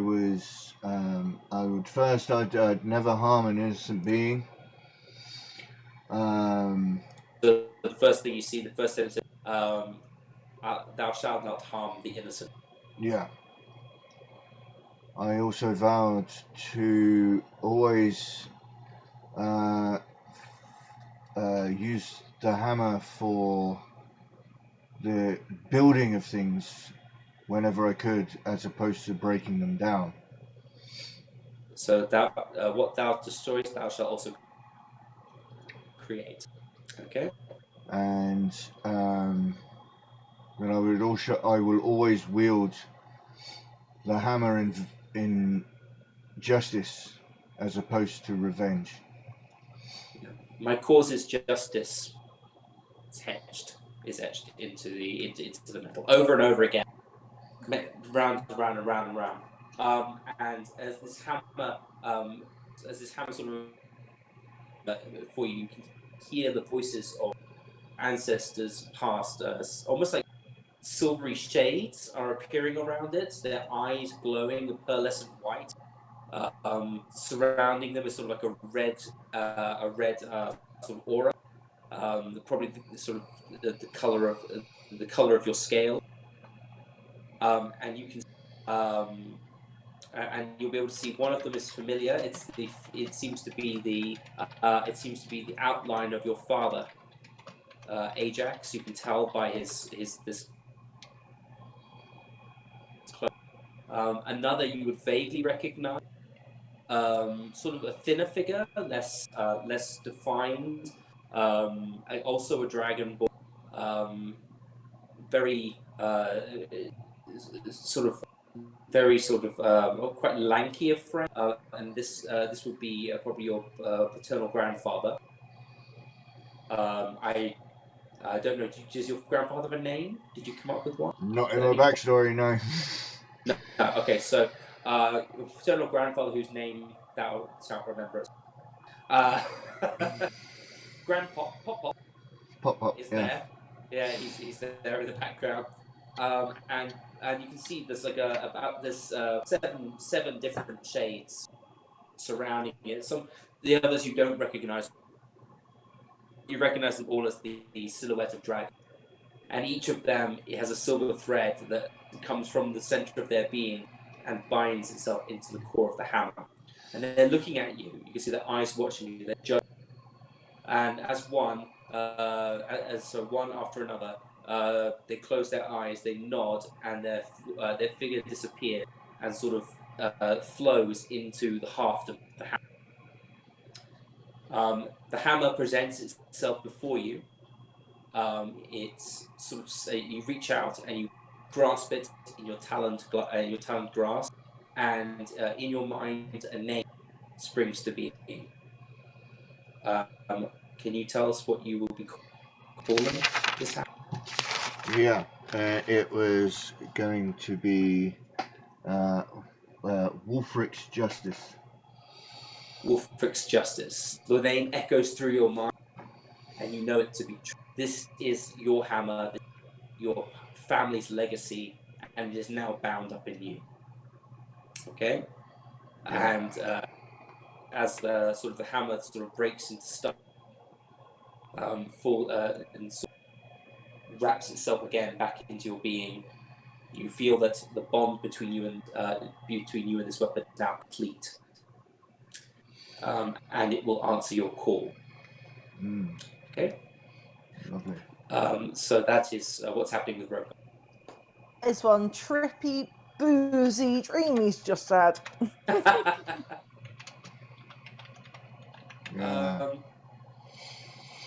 Tack is sleeping, feeling cold, kind of wishing the goblin had stayed.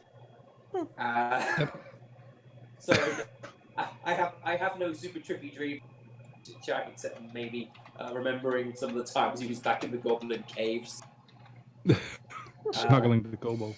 Yeah, childhood experimentation, all that sort of thing.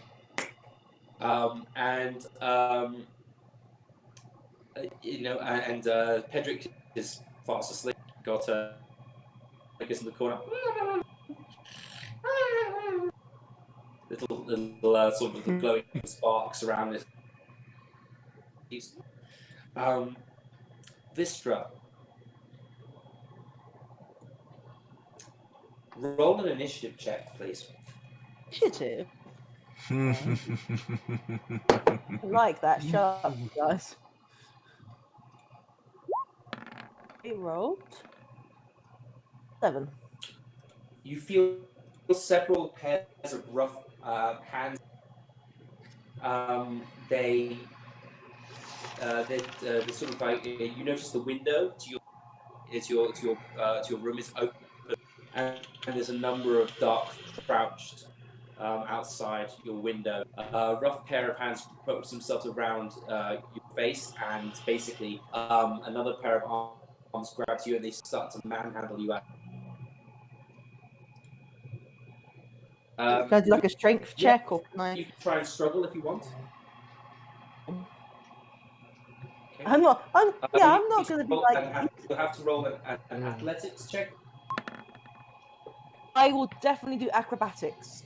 There you go. Ignore the strength. Okay. Oh, the same. All right. Let me just check quickly whether you can get out of this. Yeah, because like someone wakes me up, I'm not exactly going to be like, yes, I'll leaf through the window. Yeah, that's okay. No. Let me just check and see if this. They're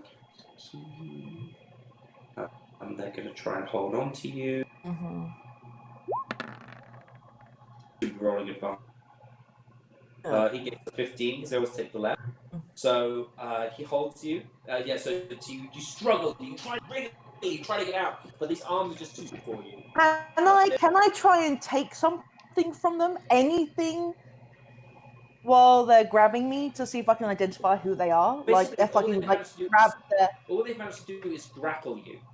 So they're holding you. They can't suck you. You can try and get the hand off your face, or scream, or bite, or anything. You do all these things. It's just the fact that basically they're trying to pull you. They've held you. They've got you held.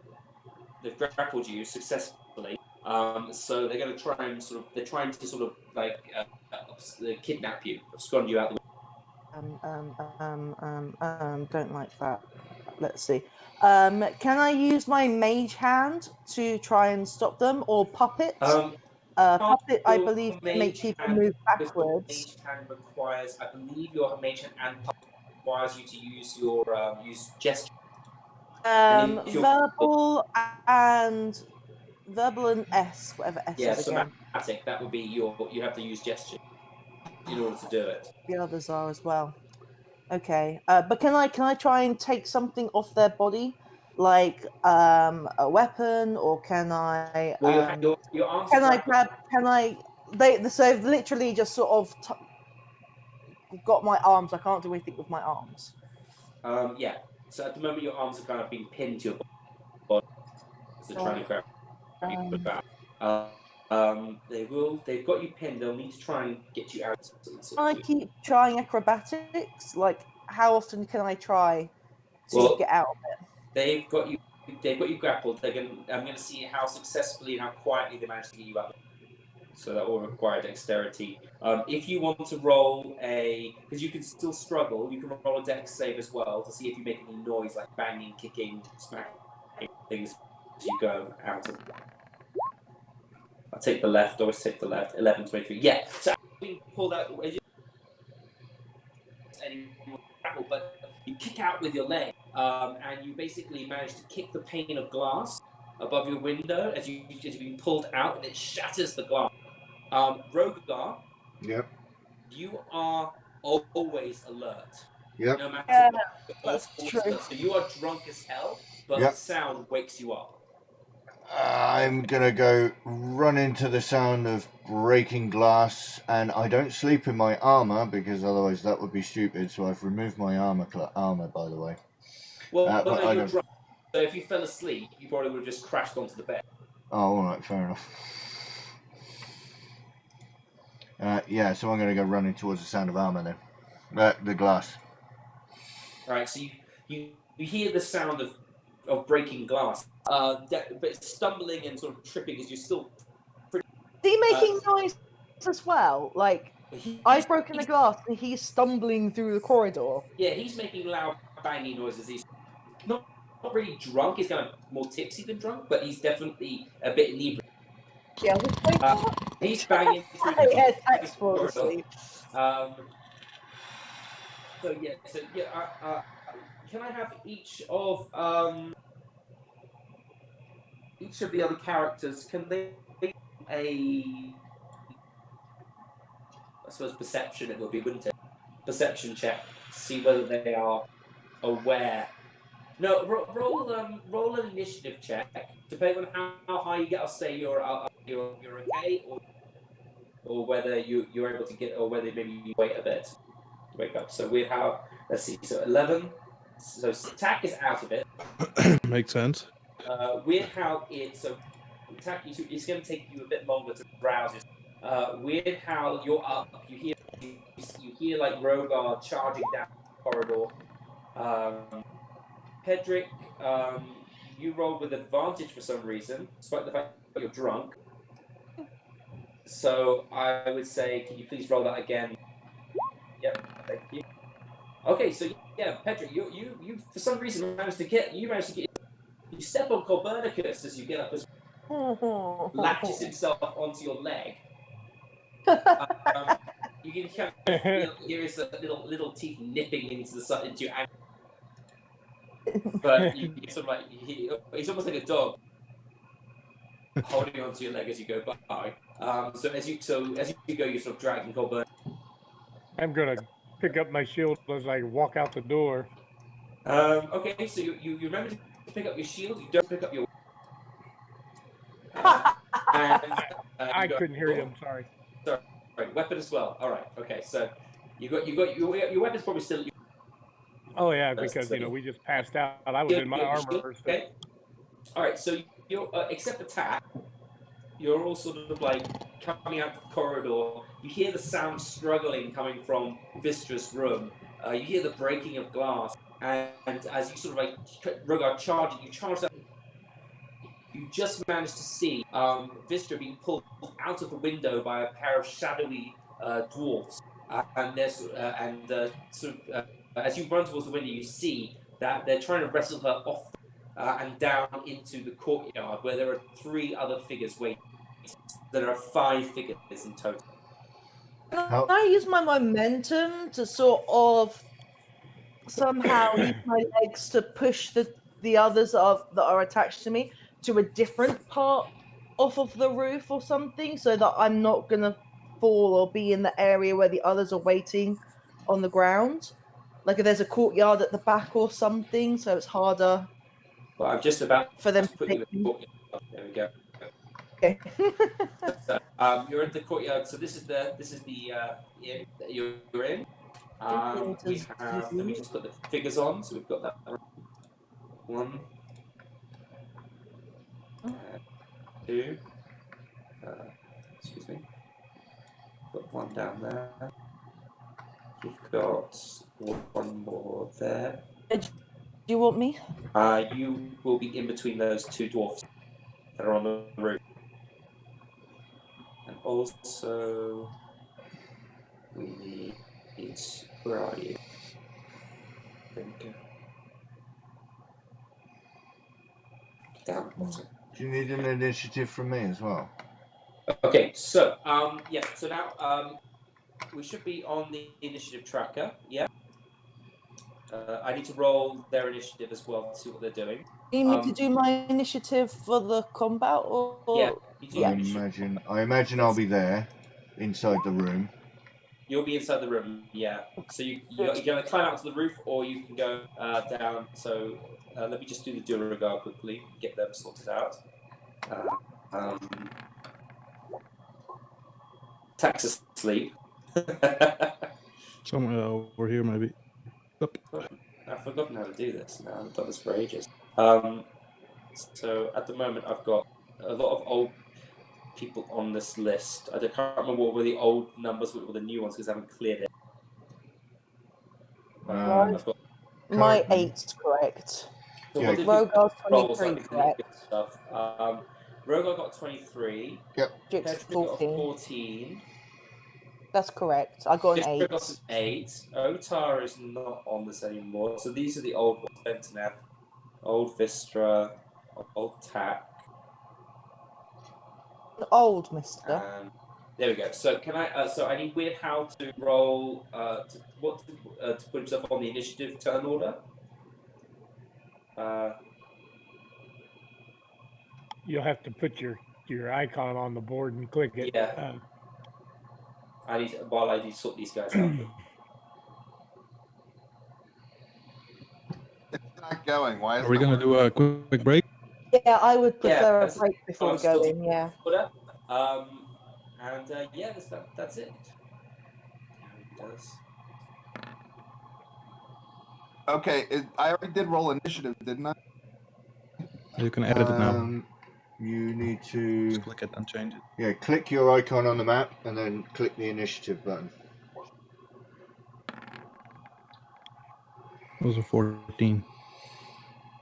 One more, Zanny. You win the jackpot. You lost out.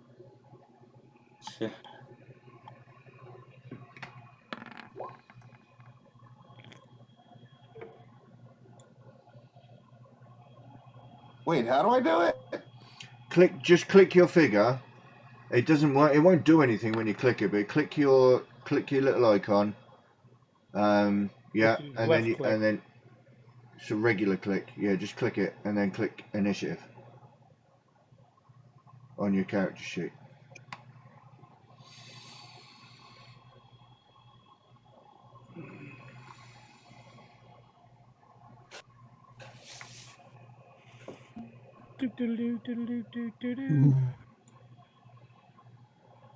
Can you click your token? There we go. There we go. He's there. There he is. Yeah, there he is. I'll change it to 14, I think.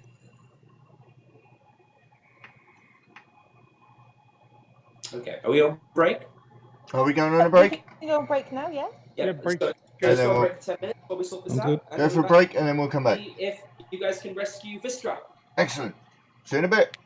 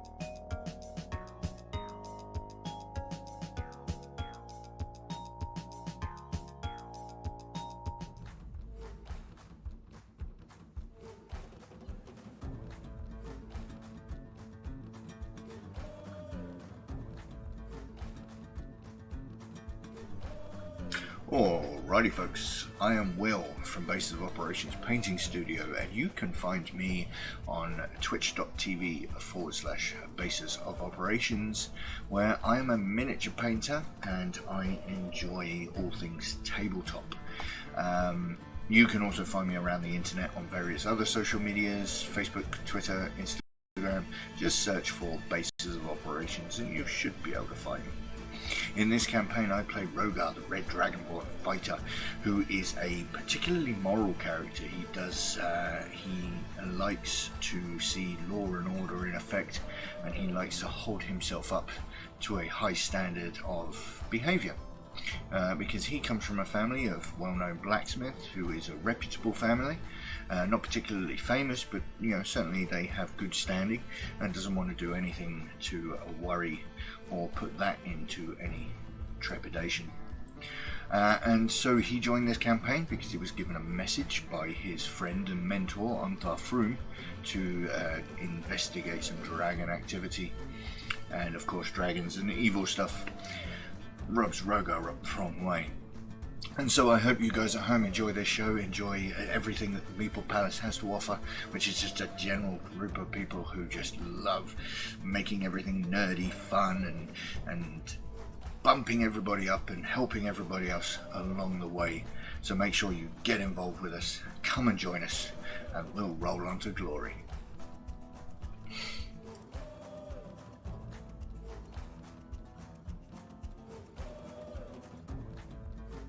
It's Kevin. Hello, my name's Kevin, also known as Kellum. I am not a streamer, however, I do enjoy hanging out with the talented people that play this D&D game with us. I am playing a character by the name of Pedrick Strombrig. He is a cleric. He is also a war cleric, which he has specialized in. He has spent most of his time, his young adulthood, being trained to fight wars and keep people alive, and tactics, and if A happens you do B, and if C happens you do D, but he's quickly learning that battles don't always turn out A and B and C and D, so he's trying to learn to adapt to these situations, and his main goal is just to keep his compadres that are with him up and moving and fighting and keeping on task. Pedrick came into the group because of a call went out from the city that was under siege to his local group that for help, and his leader of this of the training area asked him to seek out a group that was already engaged in trying to find out what was going on with the enemy and such and so forth. So he set out to find this group, and luckily just kind of happened upon him. And ever since then, we've just been going for it. Love this group. Love hanging out with these people. Hi everyone, my name is Point1985. I'm a variety caster. Not been streaming too much lately, but I'm planning on getting back into it. I'll be playing Tech Greenmore for you today, or these coming weeks. I'm a halfling rogue. I was born with the halflings, obviously, but then stolen away as a kid by a goblin woman named Wriggler. She lost her own son, and she needed a new one, I guess. He's been living with her for 15 years underground, never been topside. That's when the dwarves came. They killed every goblin they saw and saved Tag. He lived with the dwarves for a couple of years, then set out to find his family. He didn't find his family. He actually had to steal to get money and food. And then Finlos, this old rogue, caught him stealing an amulet. Instead of turning him in, he trained him to be a proper rogue and be a bit more righteous in his ways. After Finlos died, he was an old man. He just died. He set out to find his family again, but Finlos told him to check out this cave. One last thing he wanted, so he did it. That's where he found the party. That's where I am right now. I hope you'll enjoy my character and how I play it. Thank you. Hi there, I'm Tonya, or Missy T TV. I'm a Twitch variety streamer, and as the name suggests, I do different things like video games and knitting and miniature painting and writing and all that jazz. It's just really fun to share with people. My character is called Vistra, and she is a mountain dwarf rogue who doesn't like water. And before she became a rogue, she was a standard middle-aged dwarf, interested in masonry, pretty good at her job, that sort of thing. Then something serious happened, and it made her fall into the world of rogues, because instead of wanting to continue, having love and relationships with people, she decided that it wasn't good for her, and she wanted to fill her heart with treasure and things like that instead. And so, yeah. On the surface, she's quite jolly and confident and has a lot of bravado, but on the inside, she's quite vulnerable. And now that she's a rogue, she's not really, she's not great at it, she's not natural at it, but she is getting better. And yeah, and something that she wants to accomplish in this story, I believe, is that on the surface, she wants to find some really huge amount of treasure that's really noteworthy, that she can be proud of herself for finding and having, but deep down I think she wants to be able to allow people into her heart again, because when she fell into being a rogue, she started to push people that she used to know, away. But then I think deep down, she wants to be able to, have relationships with friends again and things like that. She joined the party because a character called Leosin had sent her a message basically asking for her help, and he had previously saved Vistra's life from drowning, and so he was looking at her to return the favour. And this is all going to be on the Meeple Palace. The Meeple Palace is focused on 3 main points, which is miniature painting and tabletop games and board games, as well as roleplay systems like Dungeons and Dragons or Starfind or Warhammer. We've already got a really lovely group of people, and we're really happy with that. But there's always room for more people, more players, more painters. So if that's something you're interested in, you are more than welcome. It doesn't matter if you're inexperienced or you've been painting or playing for years. Everyone is welcome, and this is a dream that Xander, my partner, or many more games, and I have been having for 4 years, and it's just amazing to see it come to life, and we're really proud of that. So thanks for watching.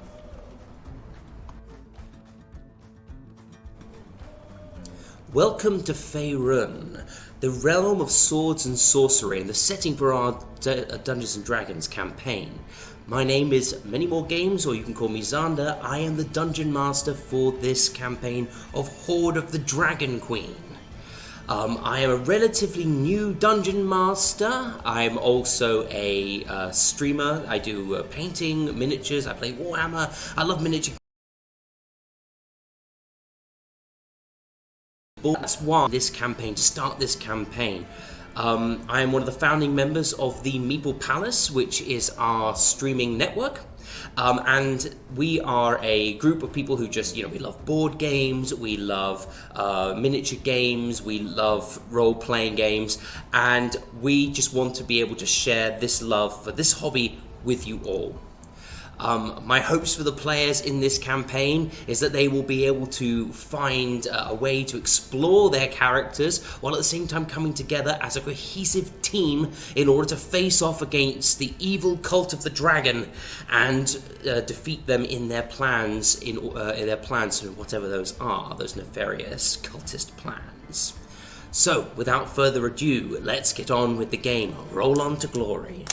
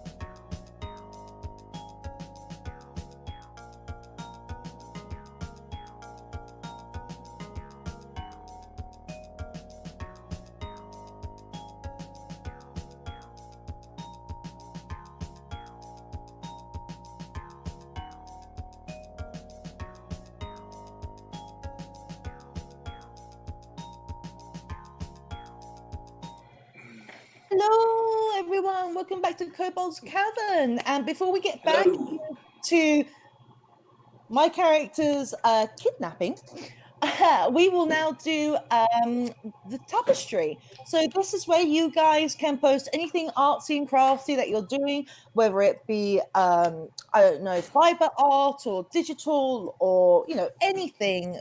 Doesn't have to be D&D related or or miniature related. Be anything. So you can do that by just typing in the stream chat !tapestry.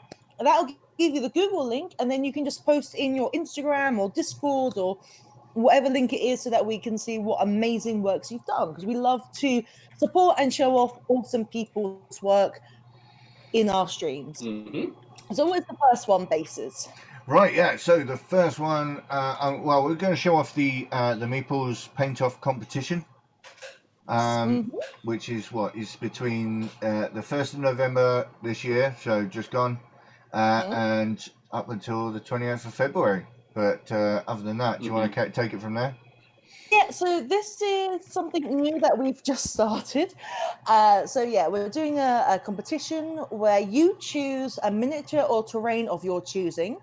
And then we have 2 tables we roll off of. And for this competition, for our first one from the 1st of November to the 28th of February, it will be, the themes will be ancient and Asian.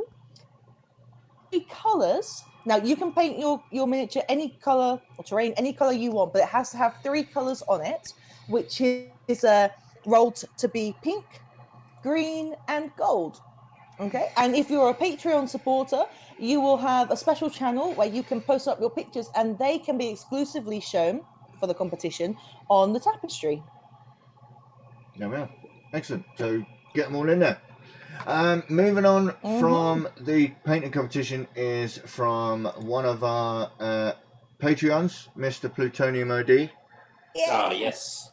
And he has painted Mad Donna from, I think this is from, and he has posted this up on his Instagram, plutonium_OD.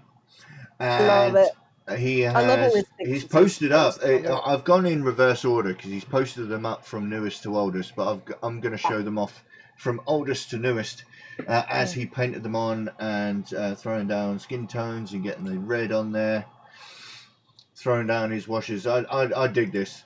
There is a butt shot in there just to make sure that he painted that well. Of course, so, you got to get the butt right. Got to get that in there. But yeah, I'm digging this. This is awesome. So it's an old. It's just Hell's Bells. It's nice. Boom shakalaka. It's by the looks of it, I'm reading what he's wrote here, and it looks like he's owned this model for 24 years and he's finally painted it.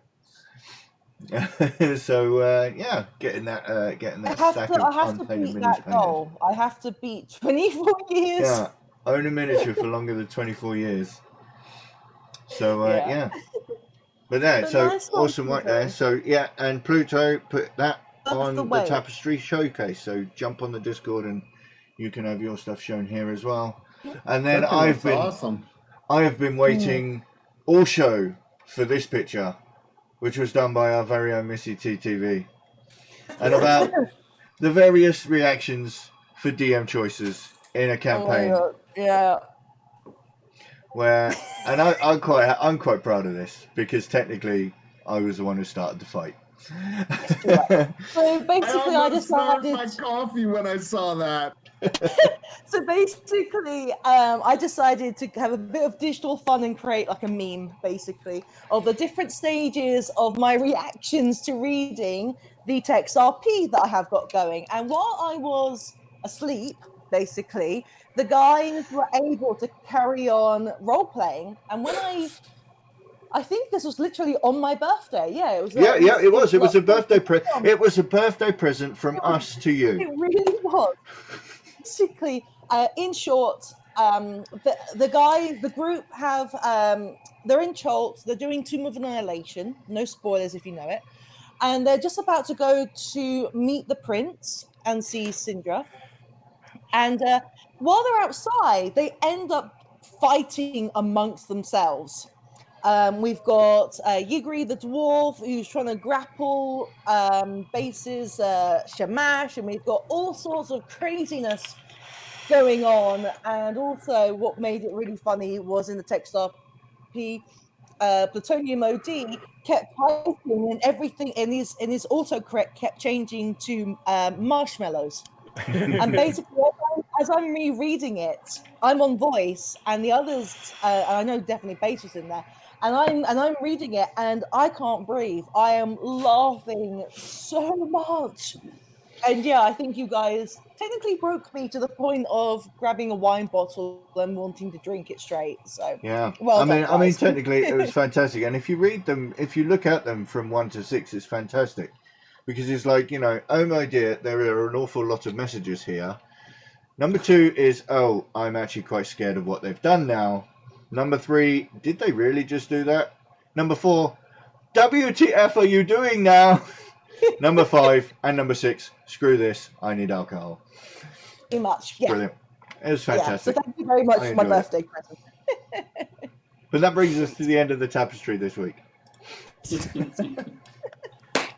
very Nice. much. Okay, and again, just a quick shout out to our Patreons as well. So thank you, Plutonium OD, for Patreoning, for supporting, as well as our very own basic operations. We sincerely appreciate the love and support you guys do. So thank you very much. All right, over to you, DM. Yeah, we go from Okay, one fight to guys. another. Yeah, so it's basically Vistra is being abducted by some shadowy dwarf. She's been handled out onto the onto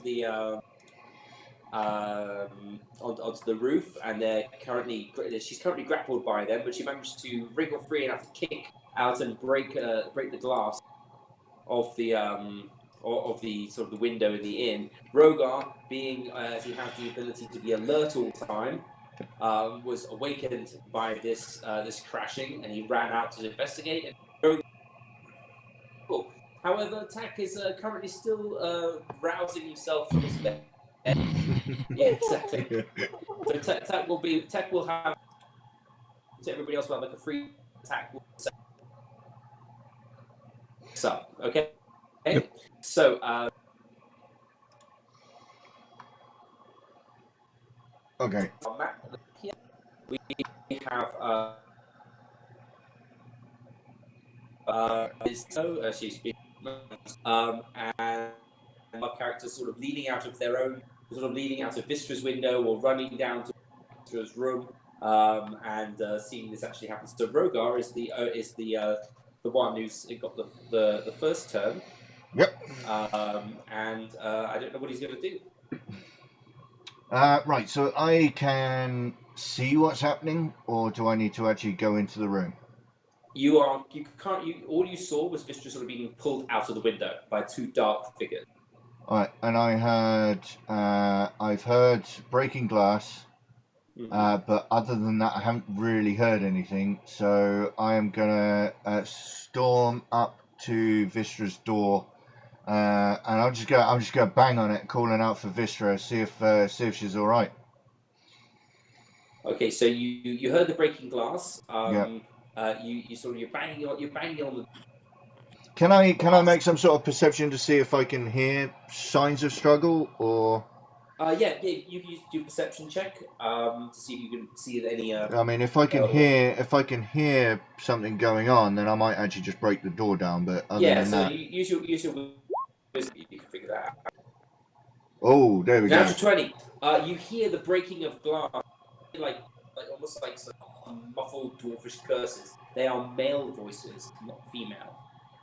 Okay, and I can speak Dwarvish, so can I hear what they're saying? Basically, you can well, it's kind of far, it's very, but you can definitely hear something along the lines of grab, keep, got to take now. All right, I'm just gonna I'm just gonna bring my warhammer out and I'm just gonna smash the door in.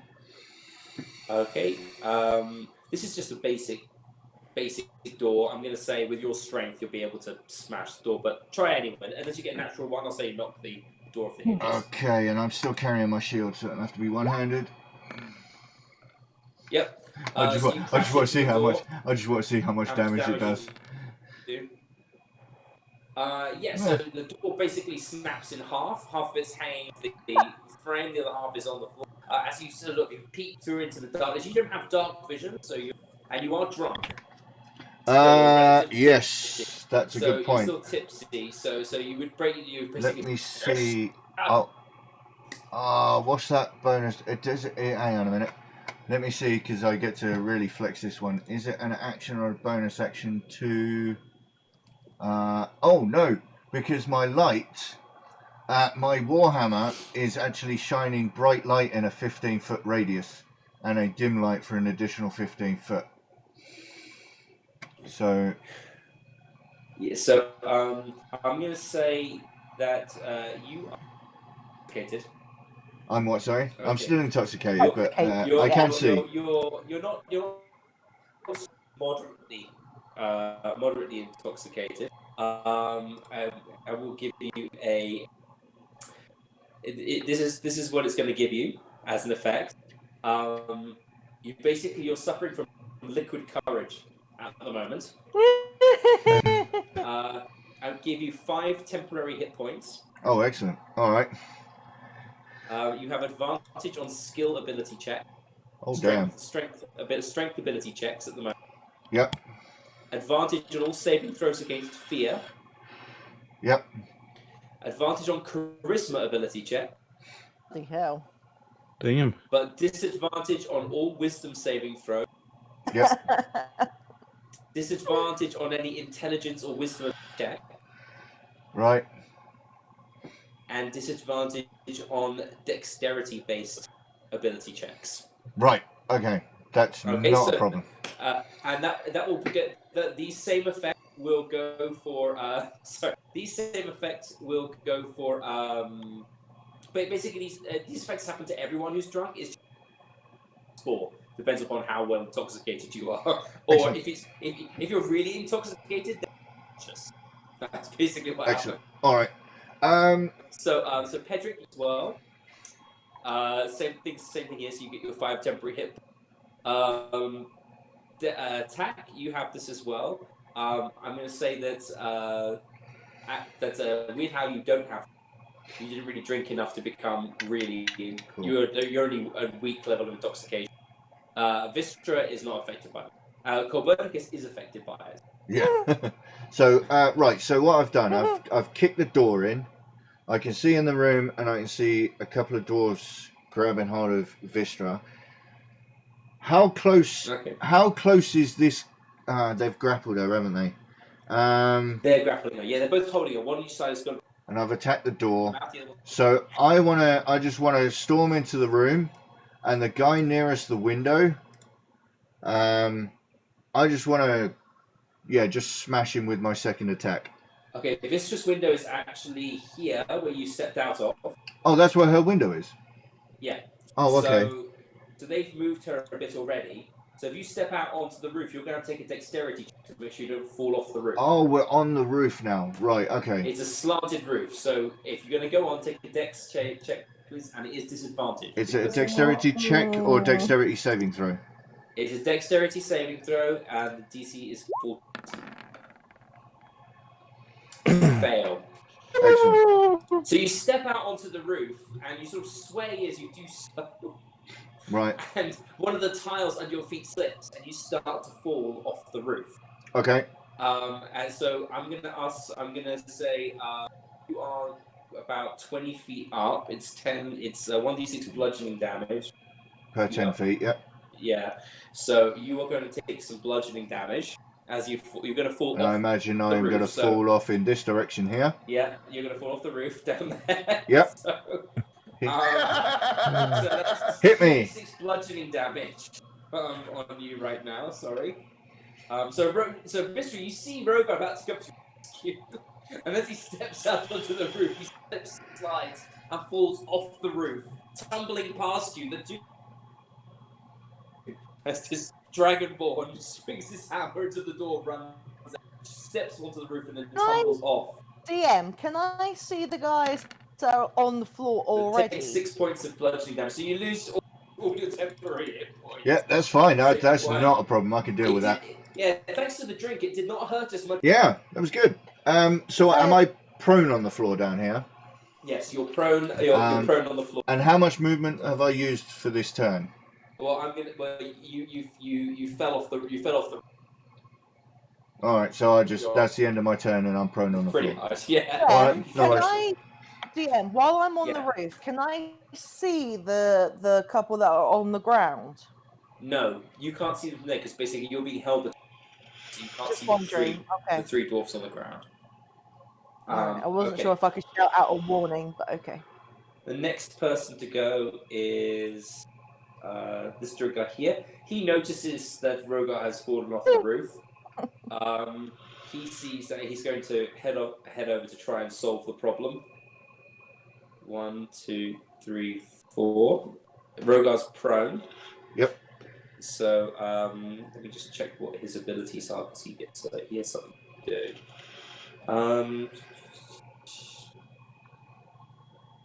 So yes, basically, he can't do this here. You're lucky he can't actually do it at this point. So he's going to attack you. Yep. As on the ground, he gets an attack with his war pick on you, and he has advantage. Yep. Let me just toggle that, make sure it's on toggle, not always roll advantage. It's 8, but I forget to do that. So he's got advantage.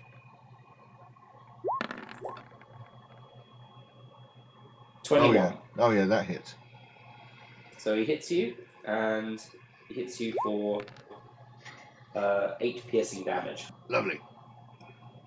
So yeah, so you roll off the roof and you just dwarf, like this sort of dwarfish figure running towards you.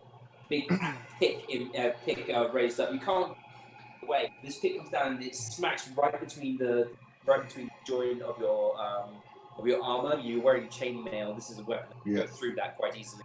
Yeah. And you take damage. It's not as damaging as maybe the dwarf was hoping though. Yeah. The dwarf is kind of like looking at you and he doesn't see that you're actually in any serious danger at the moment. And he goes, oh, you're gonna regret that. Okay, the next person to go is Karen Drax the Ring. He's going to step here, sort of into the light, and he's going to ready an action. He is going to, so he sort of looks over, he sees Vistra coming there, and he is going to, what's he going to do? He's got a set of spears, so he's going to ready a spear. And he's preparing to see if anyone's coming else. Come on, men. The boss ain't gonna wait forever. Raises a spear and he's sort of holding it, waiting. Get him down here or I'll cover you, lad. And that's his turn. Pedrick, you're next. Pedrick is going to dash toward the stairs and scream at the top of his voice, "Two arms, two arms!" Okay. I've got a number of heads poked. That head is going. Do I hear that? What's his name? Karagar? Karagar. I don't know what's his name now. I've forgotten. Where is it? Gar. Let's go. You said Karzaragar. It's not what I said. I'm pretty sure. Karzaragar. You said Kardard Okay, Zadar. Gar. Okay. Gar for sure. Gar pokes his head out. He's wearing a bit too small for his head. And he's going, "You bring trouble to my inn." Oh shit. Get out there and solve it then. We're not fighters here. You can see there's one. The only one you can see remotely carrying a great sword. But he's standing guard outside a very plush-looking room. Do I hear it? Room. There's a a young woman's poked her head out of the room. You can see it's the woman who was sort of dressed up like Mary earlier, and she sort of as she sort of does, the guard looks down at her and he just sort of stands there. He's drawn his great sword. He's just sort of standing in front of the door, sort of in a guard stance. So I'm not sure exactly how far it is down the stairs to the door. So if you can direct me where to put. It's about 20 feet. It's about 20 feet. So if you're going downstairs, I like to get downstairs and out the door. It takes 20 feet. So you can get about here. Okay. So you've got another 10 on you.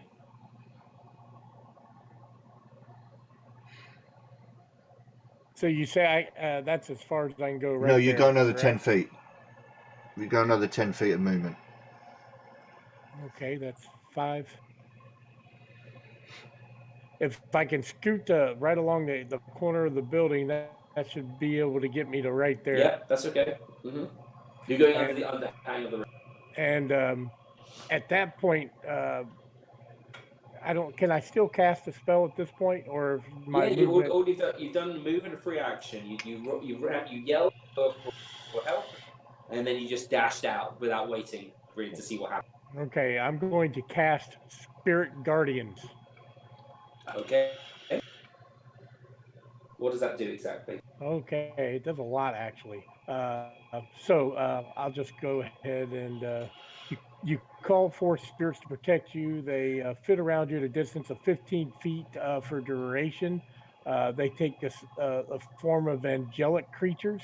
When you cast this spell, you designate any number of creatures you can see to be unaffected by it, and affected creature's speed is halved in the area. And when the creature enters the area for the first time on a turn or starts a turn, they must make a wisdom saving throw. And on a fail, they take 3d8 radiant damage. Okay, the only thing I can say to that is I can't see Rogar, I can't see Vistra. You can't see anyone. You can't see anyone. So I can see these 3 guys right here. Yeah, what I'm saying is you can't now say none of my parts are affected because you can't see them. So basically, if into the range as well, they will. If he can't see them, he can't hit them, right? Right. Except, but he also can't designate who are to be protected. But yeah. So we just either way, I'm casting just keep away from I'm you. going to need to help against the other 3 guys down here. Gonna keep away from you, basically. But any of them that enter at 15. Well, it is 20 feet up onto the roof. So basically, they will be able to affect stuff on this. Okay, because it's 20 feet up. So the only guy that's affected currently would be this dude. That dude there, yeah, that's the only guy who'd be affected by the spell. And because the spell only has a 15-foot range, so. Okay, so all right, so you're playing the first time, then he will be affected by it because he's already in the location. So if he moves in, like he moves any further to it or out towards anything, basically any move he makes, he's going to get affected by and hit by the spell. Right, and his movement will be halved. Yeah. Okay, is that everything? That's all I can do. Okay. Here. Is Vistra. You know what? I just realised, but I don't know if it's no longer. I still have inspiration, which I have not touched. You can use it. You can break out the ground. I would like to do that, yeah. So that would be dexterity saving throw? Strength or dexterity? I will do dexterity. How do I add the inspiration? I believe it's... No, it's just advantage. Oh, it gives you advantage. That's right. So dexterity saving throw. And they're going to roll strength. Advantage is 13. See, you break out. So basically, you're they're both tracked to you, but they're both attracted by Rogar falling off the roof and Pedrick basically running out. One of the realise he's loosened his grip. How do you manage to do? I'm just gonna say that I managed to as they've sort of been grabbing me from behind me and in front of me, I've managed their arms and sort of do like a weird sort of backflip or something. Did by doing that. Okay. All right. That's your action. It's my action. Okay. I don't really have anything for bonus actions, to be fair, apart from no, Mage Hand is an action as well. Okay, yeah. Move and hide. You can always use cunning action you can use cunning action to so you're not between them. You can just move without You have to do a day on the roof. advantage. All right, so yeah, I'm gonna climbing. No, because she's not a thief. She's a Oh, okay, yeah, okay. Yep. Yeah, so I'm gonna move. Oh, it's better to go back into the building actually. But I have to go past that guy. Well, if you disengage, you can. They can't use a reaction. So you can run around them if you. Yeah, I will do disengage, and then I will go over here. You're still 15. Okay, can you roll a dex? Yep, you need to roll a dex save though. All right. At least you're not intoxicated. There we go.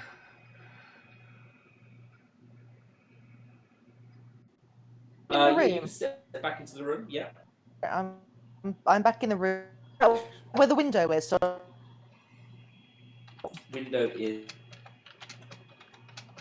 So I'm on the inside of the window. Lovely. Yeah, you're inside the room. All right. Can no preparation is an action, isn't it? I can't do a preparation. Oh, you. Oh no.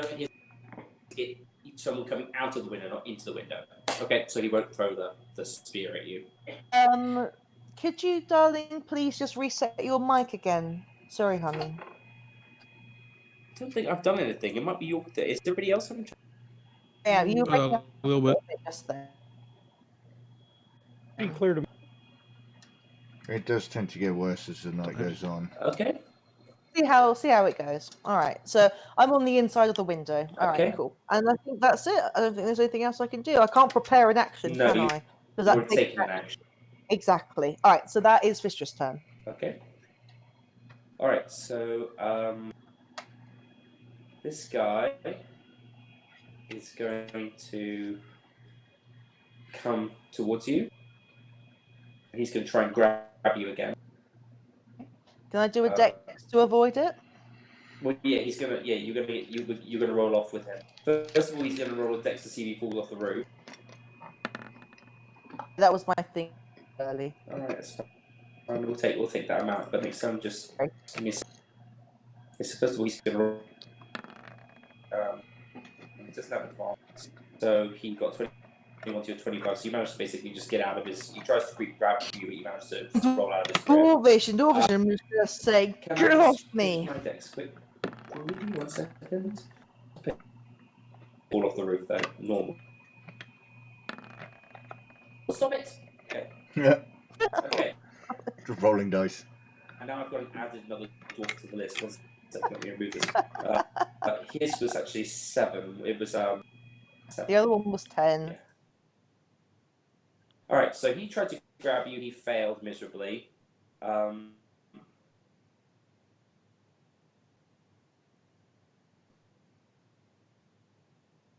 The other dwarf is there. He is. What's he going to do? He is going to.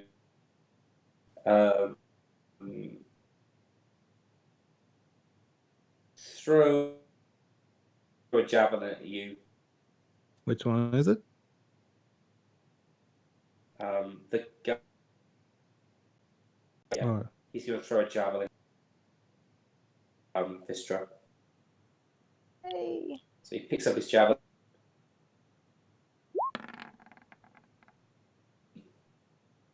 Let me double check. this. You twist out the way, and this javelin goes flying through the window behind the dwarf's head and just buries itself in the wall beside. Tack's turn. Tack, you missed a turn, unfortunately. You wake up. That's what you do. Can I wake up on Callum Patrick shouting? To get my... No, because I said you would lose. Basically, you. Oh, you shouted. I thought maybe I wake up. Okay, so you wake up, and I'll let you get to this. I'll let you run to the room where Vista is if you want to run that. I'll hide around the corner of the door, maybe. Okay, so you're stumbling drunk though, and you have disadvantage. If you want to do it, you have disadvantage because you're basically going. I'm really quiet. I'm gonna get this. Yes. I still am. Yeah, you're still really quiet. No one can hear you, even though you're basically talking to yourself. I'm really quiet. And Vistra can kind of hear you a little bit behind the corner, but the other can't hear you, so you're okay. You're hiding. I'm so quiet. I love it. Okay, and that's your turn. The other dwarf is he's gonna run at Pedrick. That means he takes damage. How much does? He takes a saving throw versus wisdom, and if he fails it, he takes 3d8. If he saves, he takes half damage. Okay. All right, so he's going to take a wisdom saving throw. He rolled natural 20. So he just takes, I guess, half damage. Yeah. Yes, the 3d8 half. 3d8 and... Oh, sorry. I'm going to have to roll one at a time. And... 10. So he takes 5 damage. Okay, that's fine. Okay, and he's going to enlarge himself. Bloody hell. Ooh.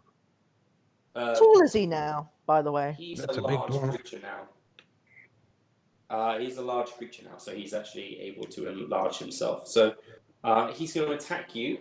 Enlarging, if he attacks you, he basically gets the double both his attack and his damage die. So I'm going to have to do this mathematically, I'm afraid, because I don't know how to represent that. So he's going to attack you. He's using his war pick on you. +4, but I get to add another +4 onto that. Sorry, another +2 onto that. Rolls a 22, becomes 24. Right, you know that hits me. Yeah. So he's going to double his damage on this, though. So he does 16 piercing damage. Okay. It was an easy fight, he said. Enlarge is a nasty spell. It's a really nasty spell. And he can only do it once, though. Unfortunately, they can all do it, but... 1, 2, 3, 4, 5... 6, 7, 8, 9, 10, 11, 12. Okay, I've taken the damage pretty easily. Okay, cool. That's his turn then. So you basically did 5 damage to him, and he did 16 damage to you. But he might not hit you. He's not actually got great stats for that. Anyway, and now he can't get on the roof or anything because he's too big. This one is Weird. You're so much easier to see. Hi, it's me, Weird. You sort of. Well, I definitely heard a lot of ruckus. I'll say that you have a window. There was some door bang. Sort of feet sort of poking out onto this side of the roof. Oh, so I probably can see this giant guy if I just look out the window. You basically hear almost like a sort of Super Mario sort of thing as he gets bigger. You know. You said the roof was 20 feet high, right? And he's be 10 foot. So technically, would Weird see him or not from? He might. The angle I don't know. You're right. He probably wouldn't see him. He probably would hear. He might hear the commotion though. I heard a lot of commotion. There was clattering out in the hall. There was banging on a door. There was some scuffling, a loud rolling on the roof, and someone fell off. And then, of course, they were out in the street. All right. I think that Weird Hal would probably kind of cautiously open the door and peek into this. Well,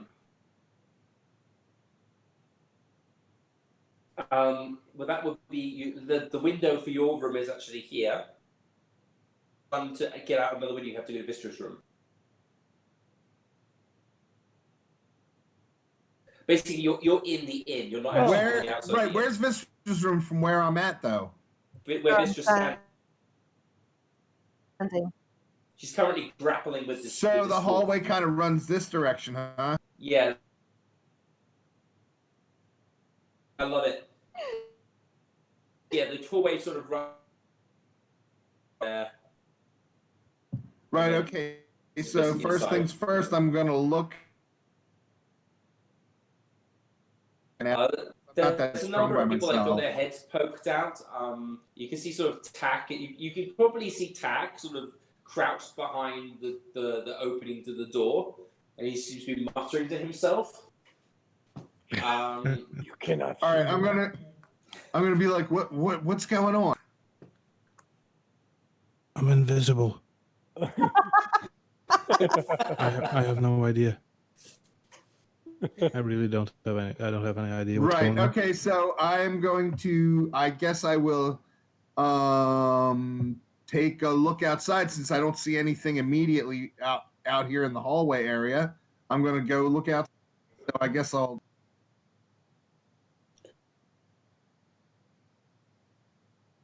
You're going downstairs. Oh, I'm sorry. Trying to look out the I'm window. not going down any stairs. You know me better than. All right, roll a dexterity check, please. See if you fall off the roof. Why would I go on the roof? He wants. Weird Hal said that he would like to look through his window, but he can't remember exactly where the window is. Sorry, the window is here. Okay. From there, you probably wouldn't be able to see anything. You might see like a silvery angel-like figure. Oh. Because it's 15 feet in each direction, so you might see a sort of a silvery angel-like figure flittering back and forth. What? All right. Wow. Okay, that's not normal. I'm going to go ahead and start walking down the hallway then with the rest of my movement. Okay. Can you hold just a little bit longer because you keep cutting out just before I hear the last bit? Oh, my apologies. I said I'm going to use the rest of my movement to walk back to the door and down the hallway towards kind of over where Vistra is standing. I know I can't see her, but I'm going to move that way down the hall because, I'm not going to jump out the window from the second floor is my point. I don't know, Nate. I'm not sure that you're playing your character anymore. Weird Hal, I know, would die. So I'm going to go 1, 2, 3, 4, 5. Yeah, exactly. Backwards without. So yeah, you move down to.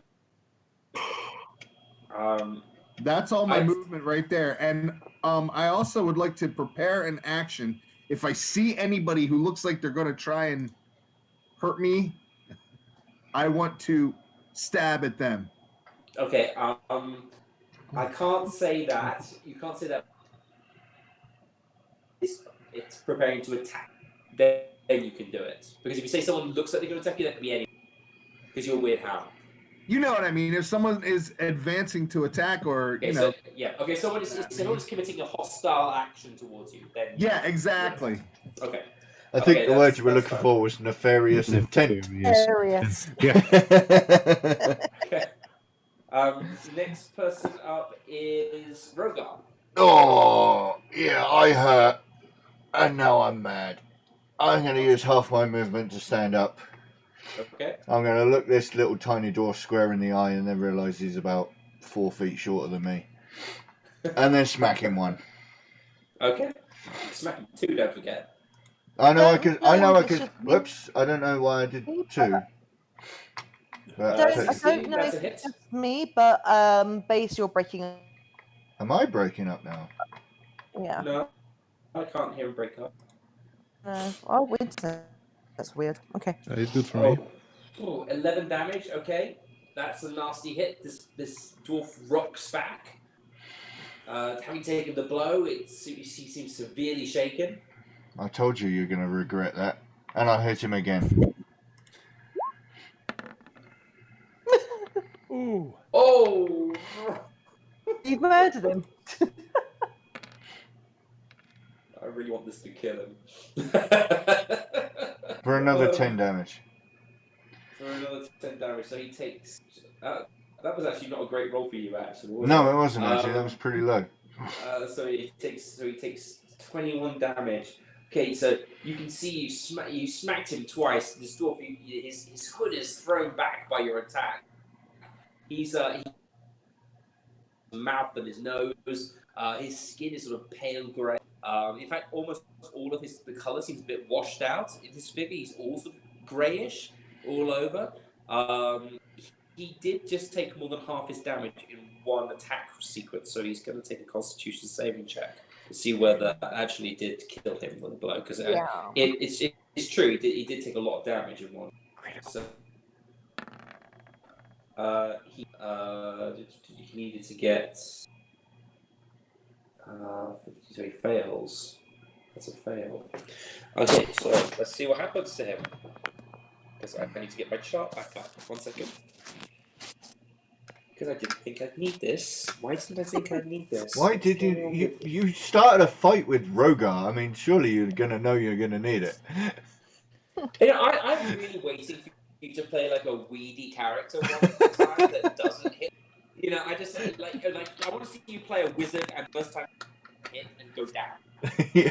That's literally what's One day it might happen. When you play a wizard, that is what happens. You get one hit and you're down. That's basically what happens. I have played several exactly what happens until you're about level 6 or so. You have to play the run away, run away. Dungeon Master. Okay, here we go. So, massive damage. Yeah, he took some serious damage there. So let's see. System shock. What happens? Roll a d10.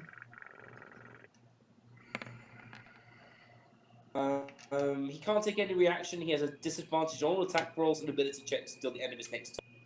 So, yes, he's really shaken. You've hit him really hard. He hasn't dropped dead, but he's going to be much harder to attack you back.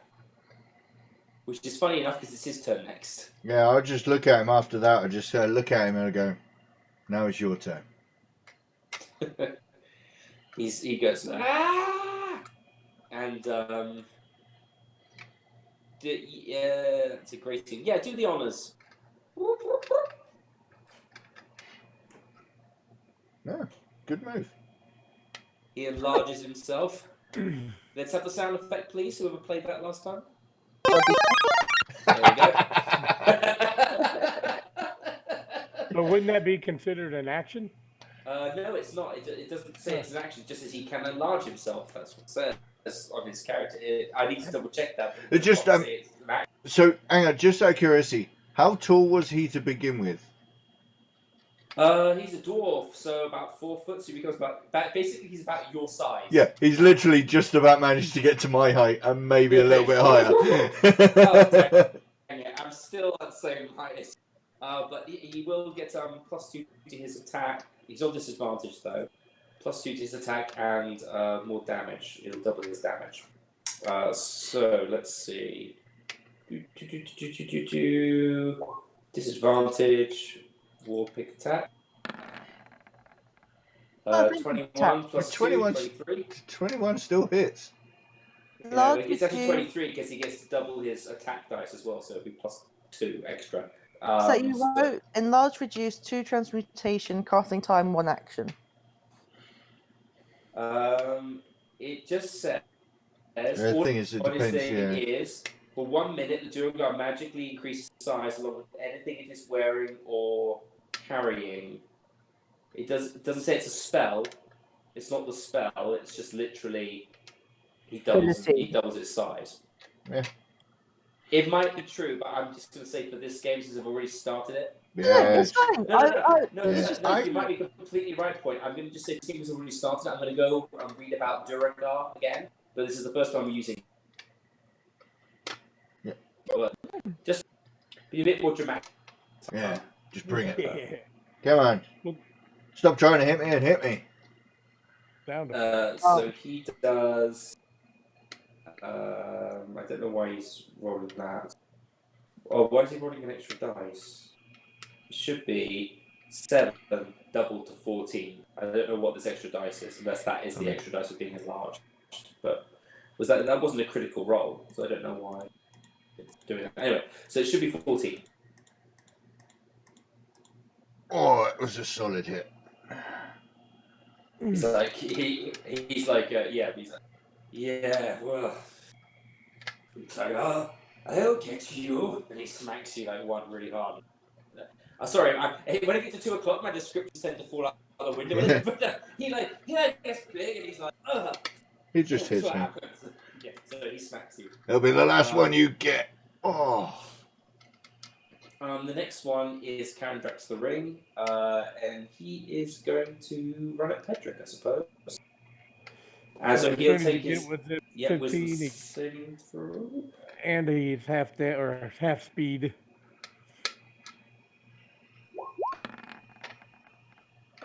So he's a 14. I'm gonna guess. I believe. Let me see if it'll tell me what the. It should be your spell save, shouldn't it? What DC? Yeah, I think.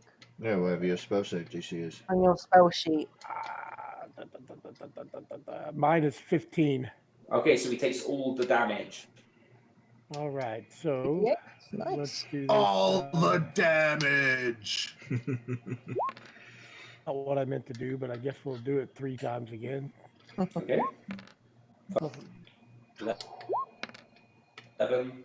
Yep, 11, 19. Very nice. All right, so he's taken that. So that's okay. He's taken 19. So he's.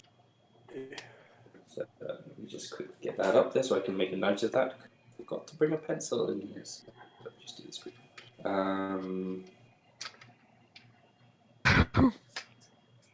The other one has taken 21.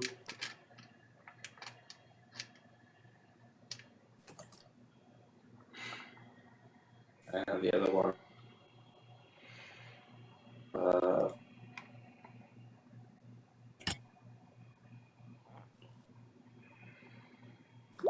Okay.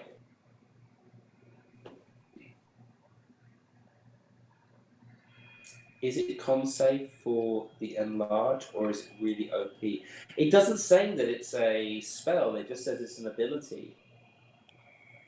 I don't know. That's a heck of an ability. It says for 1 minute he magically increases his size, so it doesn't say he has to use a saving throw. It just says he becomes large. Just sounds like an ability, so it really wouldn't be a spell. You It's can something only they use can it do. once per short and long rest. That's all he can do. It's not like he can't cast the spell again. I need that.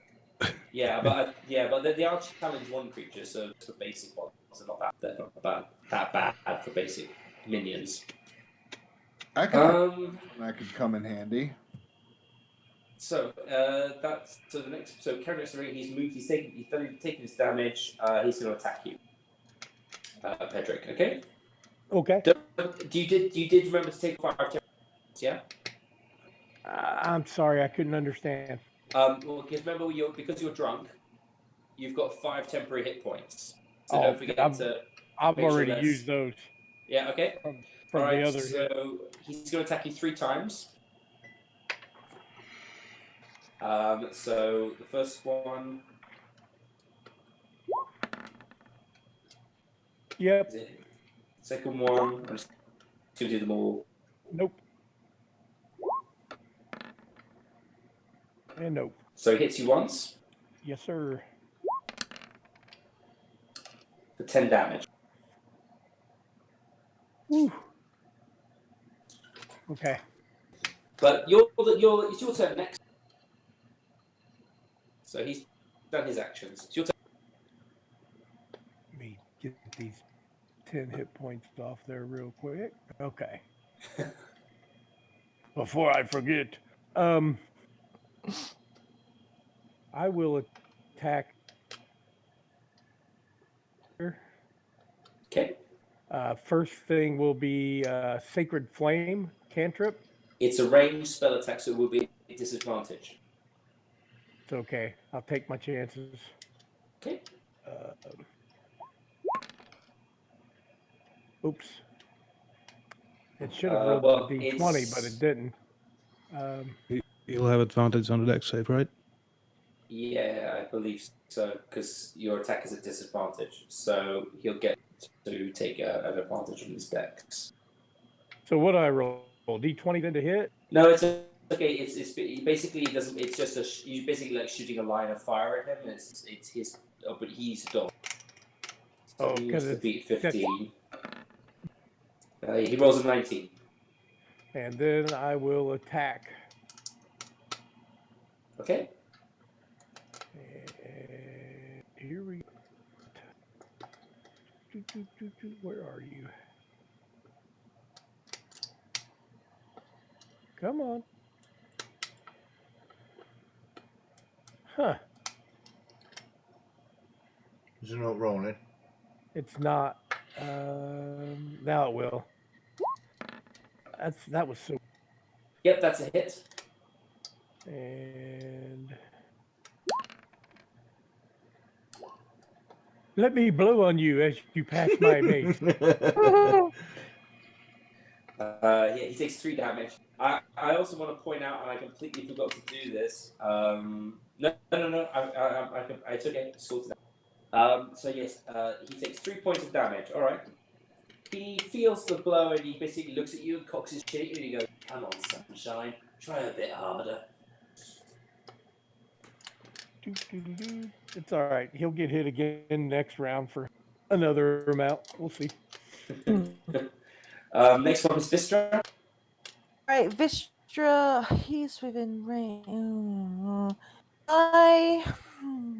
I'm pissed, to be fair. I am not happy by me at all. I am gonna sod it. I'm gonna use Wrathbringer and its special ability. Ooh, who are you shooting at? Twat. The one next to you? Because if you shoot at the one behind him, it would go through.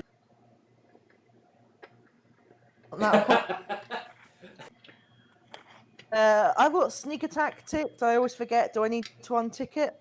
You don't have anyone within 5 feet of him, and you No, don't have advantage. So it's all right. So click Wrathbringer. You miss. Poor Wrathbringer flies into the distance again. I'm getting annoyed with Wrathbringer, to be fair. Do I see a spear just come flying over the roof? It turns into a lightning bolt and then lands. Let's see, it goes here. Okay. And you still have your bonus action. I do have my bonus action. I will then use my dagger and try and stab the git in front of me. Okay, you can only use an offhand attack as part of your main melee attack. So since you didn't attack with the front hand, you can't attack with. I use my sleep attack. Sleep that's is an a action, spell. It's the main action, yeah. Yeah, it's an action. So no. You can disengage. You can hide, although you can't really hide in that. Can't hide. Yeah. You could disengage and run past Weird Hal. Just run past him the whole way. Is there a way that I could, because I'm a rogue, could I disengage but then go into stealth and see if I can hide? I mean, I'm in a private room. Yeah, there's not enough room for you to hide in the room. You need to get out of the room and sort of be around the corner and disappear from his point of view. That maybe? No, but I'd endanger other people and You'd have to that. disengage using your bonus action, and you need your bonus action to hide as well. So you need to do it next turn. What am I doing health wise? I will stay where I am. Okay, so you're holding him up in combat. Yeah. Alright. He's going to attack you then. He's going to Mhm. try and grapple you because that's what he would do. It makes Oh, more wait. sense. His job is to take you alive. So he's going to get any of them. He gets a 9 because I was hit the left. So you roll a dex or a. Or my dex saving throw. Yep. Be a 0. Yeah, you just basically you bat his hands away. He's clumsy. Pull you out the window. You're just like batting his hands away as he's going for you. Much. The other one, he's going to try and slide down. He's going to try and go 1, 2, and he's going to try and slide here so that he can attack Rogar. Do you not need to roll a dex to see if he falls off the... He is going to roll a dex, that's what I'm about to do. So Sorry. it's okay. Let's see what he does. Does he fall off the roof while he's trying to... He does! He falls off the roof! So Rogar, you basically hear this sound as this wall goes... falls.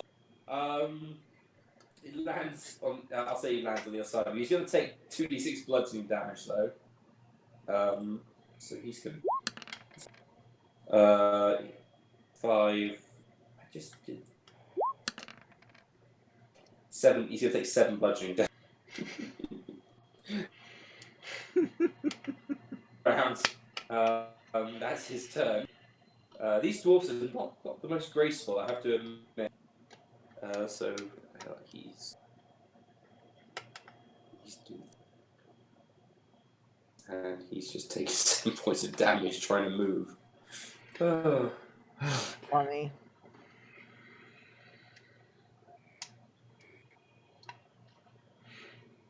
You're right next to Pedro. Copernicus. Oh, Colby! He's been asleep. Colby! He's been asleep, holding onto your leg. your leg the whole time. Nibbling. He's nibbler at the Nibbling his moment. leg. And he'll be. I'll put him here so he's not actively in combat because he's not trying to be in combat at the moment. And he's going to. Let me just put him into thingy first. He is absolutely bladdered, is what he is. He is. Yeah, he's got 5 temporary hit points as well. And he would have been in my sight, so I could have made him immune to the spirit guardians. Yeah. Okay. So he's immune. So basically, you say, "Hey, you're immune, Colby." Yeah. You're just completely just out of it, holding onto your leg. And he is going to take his initiative roll.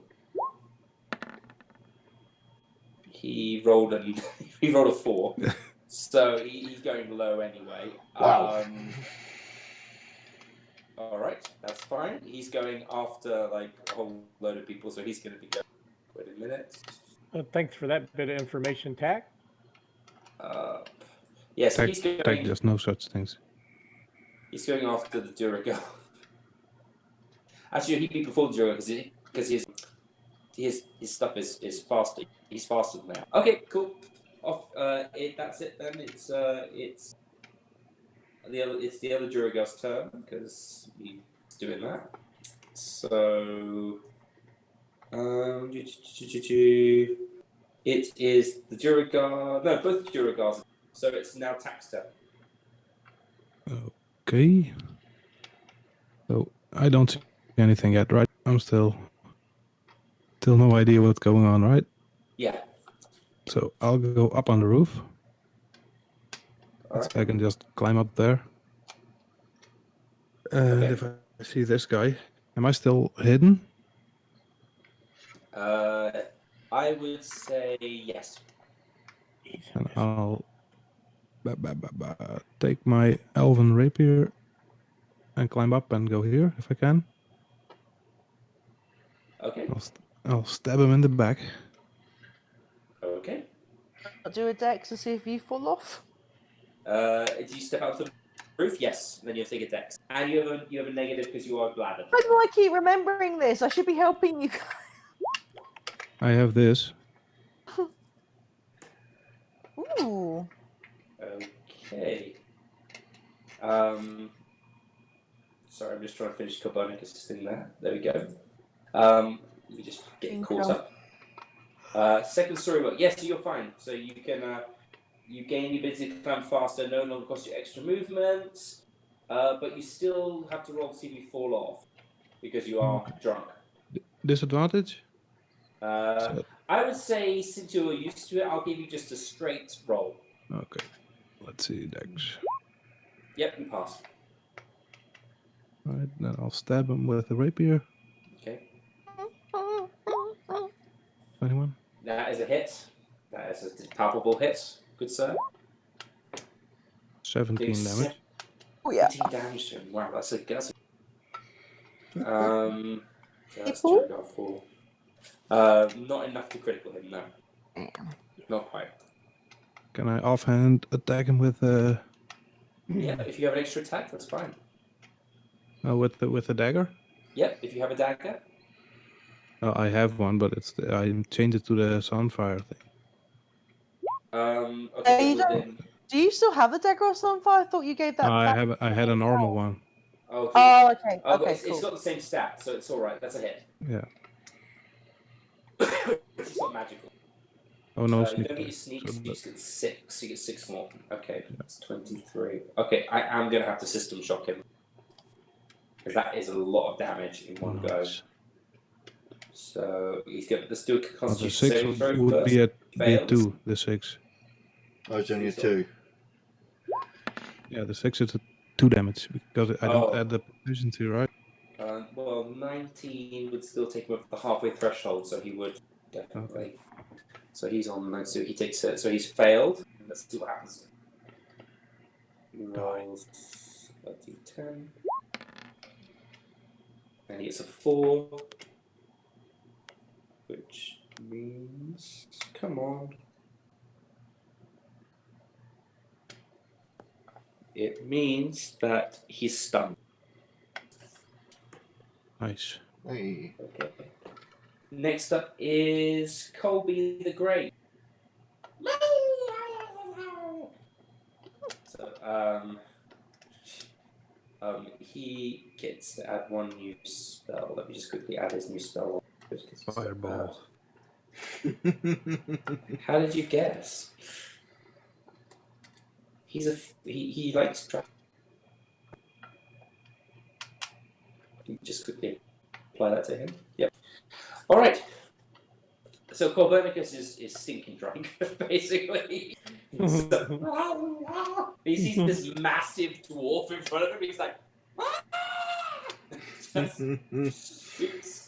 shoots at this guy. He just like raises his hands out of like complete fear. This bolt of fire comes shooting out at this guy. He is going to roll. I'm going to say he's going to do a scorching ray at the guy. Basically, he's just like, stuff comes flying out at him. So he's going to use up one of his slots for that. He's got quite a lot of spell slots at the moment. Okay, so yeah, so scorching ray at the guy. That's a hit. Kobe, go Kobe, go Kobe. Ooh, that's 12 fire damage to the guy. That guy's the one that's Damn. got hit before, so he took the 5 damage, so he's going to take another. So he's 16, Max damage. which takes him over the halfway threshold. He took 12. No, it's a 12. It has to be in single source of damage, so it doesn't take him over yet. And Scorching Ray, can I just check something about Scorching Ray? Because I should have thought about this first, because I said he raised his hands. He is going to use his twin spell ability. So that means, he's spending his sorcery point to twin the spell, which means since it was a Scorching Ray attacks a single person, he gets basically to do it again. Nice. Good Same call. guy, and it doesn't take an extra spell slot. It just takes a. So shoot again. Come on. The second one fails. It shoots right past the. Oh. And burns a hole in the building. But he's drunk. He's like. Yeah, but it looked awesome. Yeah. Well, you can't see that, but yeah. Next up is the giant guy who's now fire. You see this little thing shooting flames at him. One goes right past his head and singes beard. The other one basically sets him on fire. He's engaged with you, Pedrick, so he's going to try and smash you. And at the start of his turn, he will need to make another wisdom saving throw. I thought it said the first time we moved into your thing. It says first time movement and start of each round. Okay, so another saving throw then. Nice. Yeah, it's That's a really actually handy really- spell. Yeah, that's it's a a really really cool handy one to spell. have. The trouble is it backfires if you can't see the rest of your party when they want to get into combat with you, Yeah. help you in combat. But yeah, it's a really handy spell to have around. Yeah, he fails. So he will take. You, so like Just when you go to the on the thing. D20 You just go to yeah. where it says 2, 3. Okay, so it's like you go 1d8 and you just go over to where it says 2, 3, and that So- 3 is where you will roll. Oh. Yeah, I rolled 4. My bad. Let me do that again with. yeah. Just roll. There you go. There we go. Roll 3. There we are. Okay, how does this look? I guess the angelic being will emit a beam of radiant, glowing, holy light, and it will just, encompass him. And Yeah, so basically you get this. Figure just goes. Shrinks down. And gets smacked. Oh, you were waiting for it. I love it. I Timing as absolutely well. love it. That's really. All right, next person up is Weird Hal. Have you got- Okay. Get him how. Weird Oh. Hal wants to know, can he see? Okay, these two here are out on the roof, so I can't see them, but I can hear them tussling around on the roof. So I think what Weird Hal would do is run down the steps. How far? Where do I have to go to do that? Like, I'd run- say take you 20 feet. I'll just say, just to be easy, I'll say it'll take 20 feet to get. That'll bring you out. right there. Yep. You still got another 10 feet of movement. Okay, I'm gonna walk up next. I'm gonna walk up next to Copernicus and Okay. look around. Like, what the heck is going on out here? Is what I'm gonna say. What the heck is going on out? As you sort of step up to Copernicus, this looming angelic figure appears in front of you. Oh, Take a wisdom saving throw. Take a who? What now? You have to take a wisdom saving throw. You're about to get hit by friendly fire. Yep.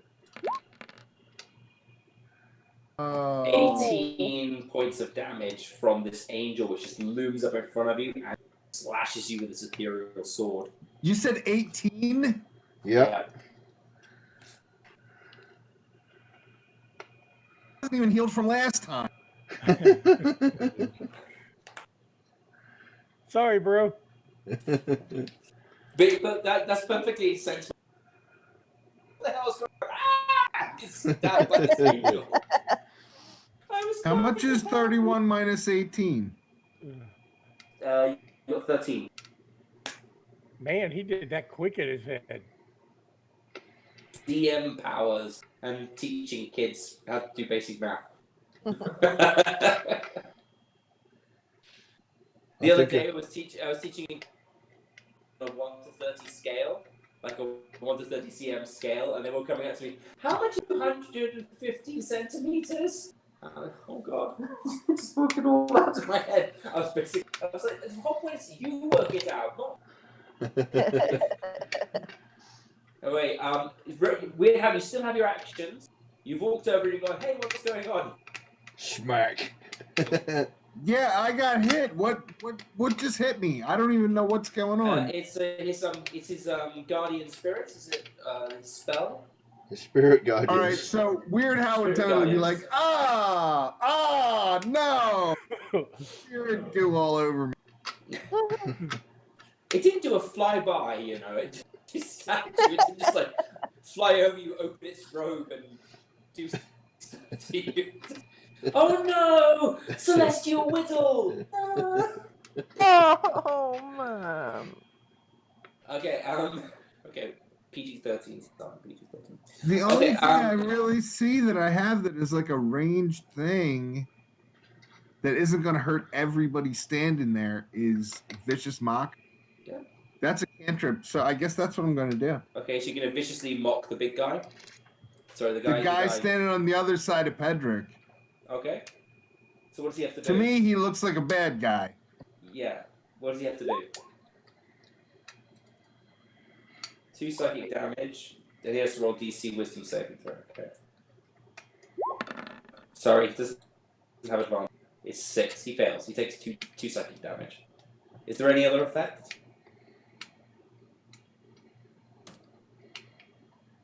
No, I think Is that's there it. any other Just one effect? second. Just one second.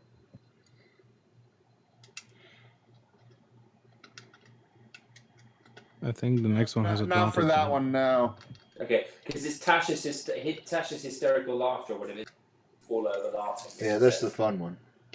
Okay. That's not really that good in combat, though, because as soon as they get hit, they can wake up almost right away. Yeah, but they just stop hitting everybody else. Okay, well, Rogar's, is it you finished with, Hal? Yes. He has disadvantage on his next attack. So Rogar's next. Disadvantage is next attack, okay. Okay, so this guy, the guy that's I smacked and he got big. Does he have? Do I have advantage to hit him? Was that the thing that happened to him? He's got disadvantage to hit. Ah, okay. All right. Well, I am And going. he can't make any reactions, so you can move away from him if you want to. The other guy's prone. Yeah, no, that's fine. That's fine. So what I'm going to do is I'm going to see this big guy come up to me. He got himself really big and then hit me. It was really crappy. And so I'm going to reach up the 1 foot that I need to reach up to reach the top of his head and pat him on the head. And use my...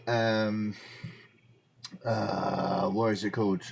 My fainting attack. I'm going to use my... oh, hello. Yeah. So I'm going to use that as a distraction to bring up. It should have been an advantage actually, but to bring up my warhammer and smack him from the other side. Let me just do crit. again in case you get bit. Yeah, I'm going to crit. I'm going to crit fish for this. So I'm just going to roll a straight d20. Plus 3. No, that was a natural one.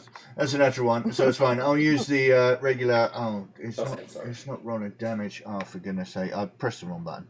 Right, 1d8 plus 5 plus an extra 2d8. So 2d8 plus 5 damage is 7. How does this? 10, How does this 12. look? You've patted him on the head. You've done this. How does it go? Yeah, so I'm going to reach up, I'll pat him on the head, he gets distracted, and I just spin the warhammer a little bit and just crack his kneecaps. Okay, he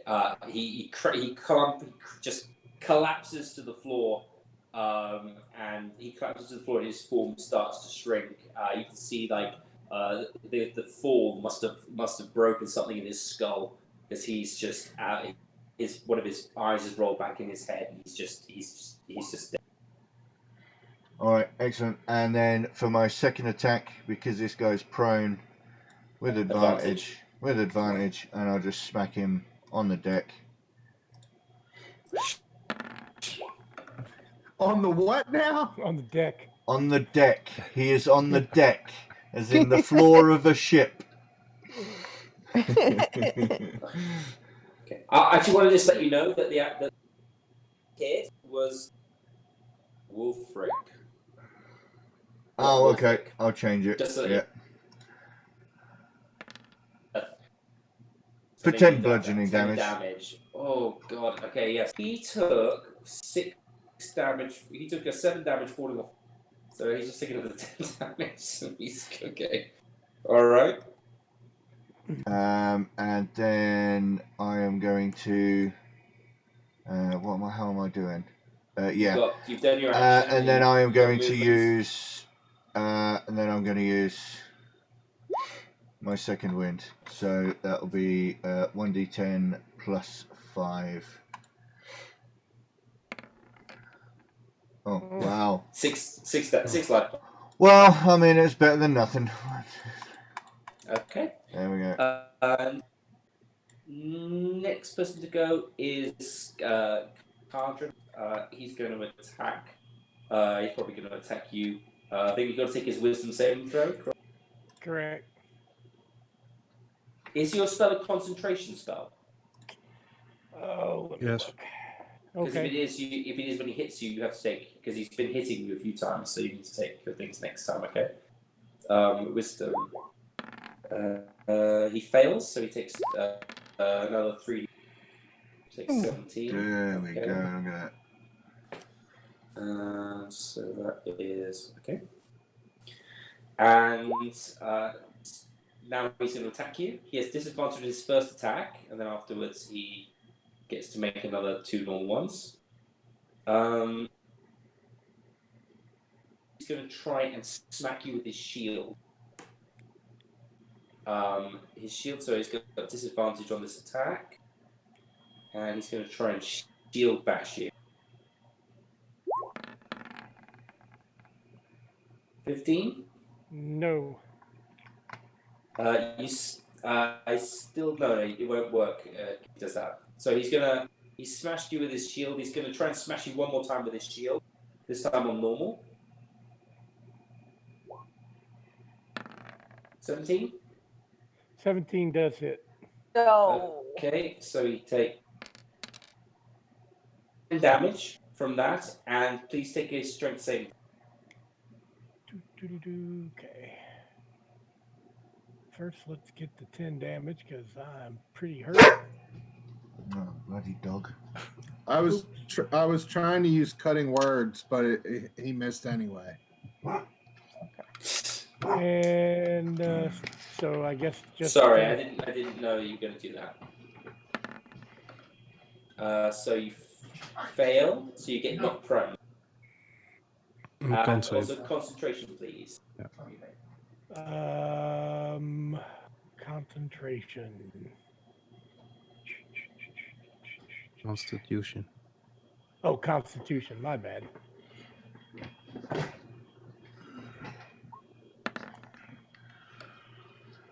I believe that's a fail. Because it has to be 10, because I did 10 damage to you. So that's so your spirit guardians will disappear. Yep, sounds like it. And you're prone on the floor, and he's going to try and stab you one more time. Yeah, this will finish me off. So come on, guys. I'm working on it. Can you hear me? He's about to lose another eye. I can hear Can you you. hear me? Yeah, I can hear you. I'm going to use cutting words against his attack. So you get to add 1d8 to AC, yeah? No, it's well, kind of. Yeah, he just removes. No, I roll. Listen, I roll a bardic inspiration dice, which is the same as my hit dice, which is 1d8, right? Yeah, that's what I said. But how And does it then work? you subtract the number that I roll, whatever he rolls as his roll. Okay. All right, next. I couldn't hear you last time, and I know it's just the way it works on the internet. I'm sorry, but this time definitely we'll subtract that. Can you roll the 1d8 so I can just what I have to take from what I roll?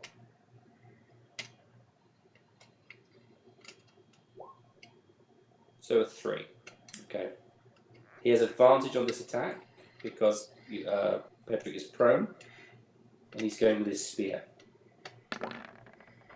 Double fumble. Double ones. Fumble. So he Damn. fails both. So he tries to stab Ben Pedrick. For some reason, this last gold guardian angel is just about to fade. smacks the spear away before it's about to hit. Oh, I like that. That's good flavor. And funnily enough, Weird Hal Pedrick, it's shouts, your "Praise turn. Timora!" Thanks, Hal. It's Pedrick's turn. Pedrick can get back up. Yes. I guess, does it take an action to get It up? takes Or... half of your move. Okay, so we'll get up. And I will use healing word on myself. Mm-hmm. Come on, turkey work. Oh, I forget it does that. Hold on.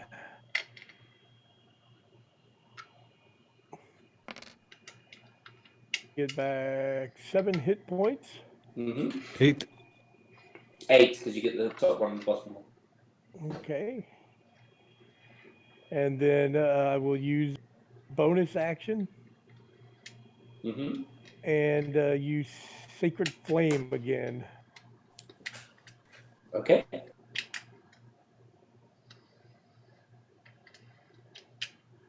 Sorry, just adding my hit points It's back okay. so I don't forget. It's all right. Okay, DC 15.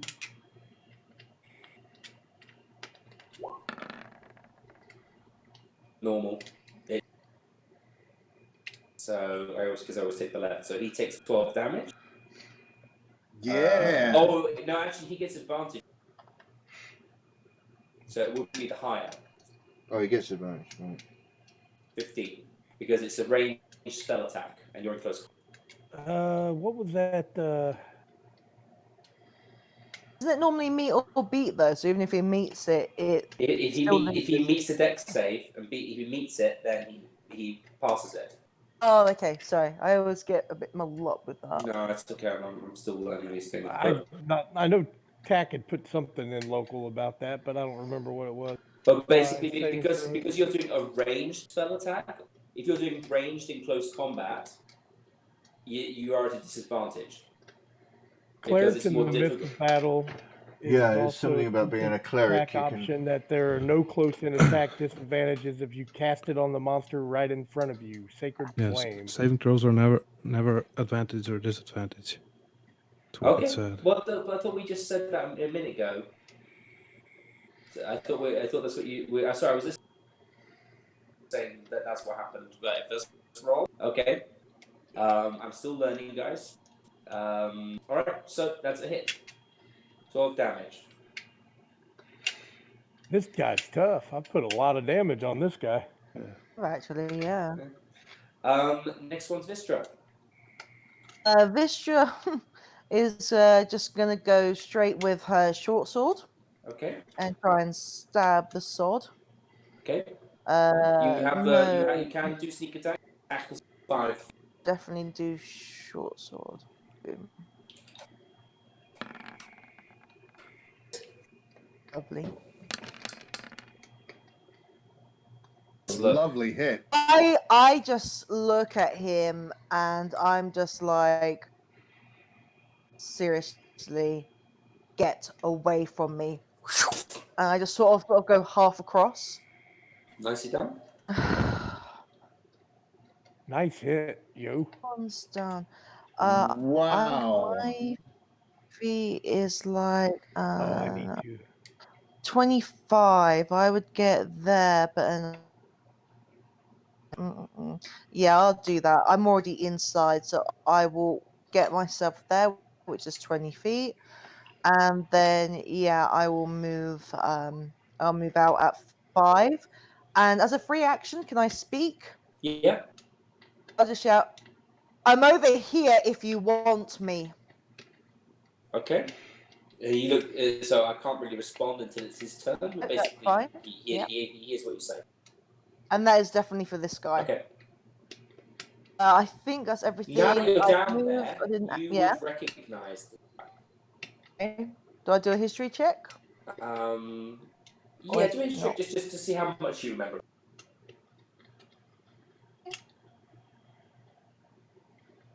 roll. I clicked it. Hang on. I'll do it again just in case. Let's see.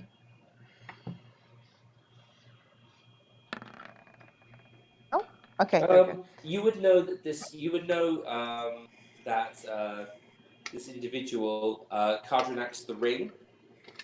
He is one of the lieutenants of a gang we do business with in Baldur's Gate.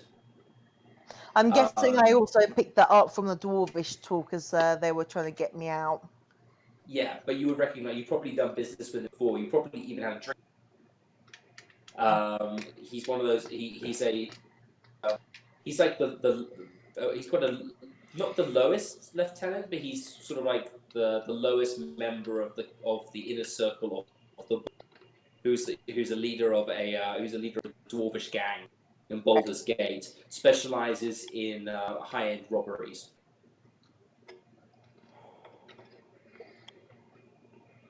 And this is the one. You would also remember this is the guy. The boss is the guy who you let down when you ran to check out what was going on in Greenest.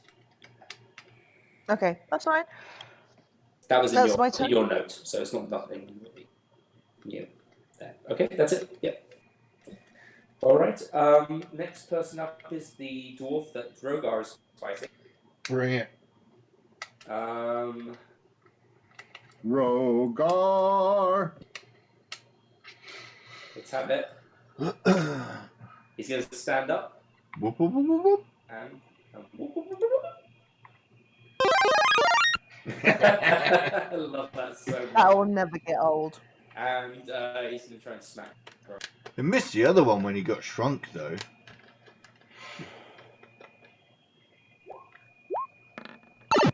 He has +2 to that. Oh yeah, that hits. Yeah. And he doubles this damage. He does 8 damage. Which is that? Ow. Okay. Oh, hang on a second. That's it. I've got a thing that I can do, haven't I? The thing. Oh no, I I haven't think because you he did- did hit me. Only No, if I he don't. misses. Yeah, only if he misses. My sheet seems to have changed. I had all these written down, and everything's disappeared. That's all he can do. So that's our attack turn.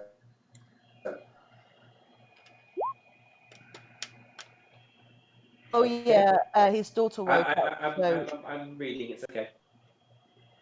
all right, sorry. It's okay. All right. So sneaky attack.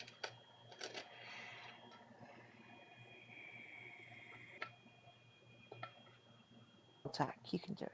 You can do it. That is a miss, I'm afraid. Oh. Are we doing stealth? Where are you rolling stealth? He's trying to get to the edge sneakily. Oh, so that he can. 13. There's 13. That's a fail for his dex, though. So he'll fall off the roof. He hasn't done a dex yet. He's moving on the roof. Yeah, but he's only done stealth. There you go. There's his dex. There's his All dex right. save So there. he passes his dex, but he doesn't move particularly stealthily. He's still a bit drunk then. Yeah. Now he can take his shot. Although he still gets sneak attack because of Pedrick, right? Yep. So that's a hit. But Pedrick's not 5 feet from him. No, Pedrick is 5 feet from the person.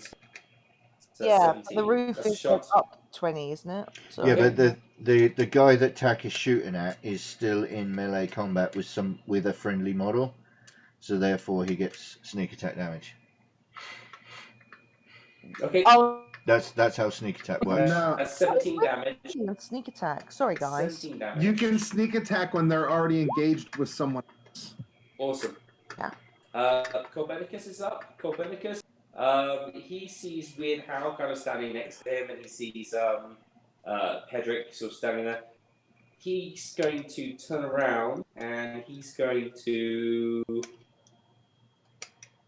What's he going to do?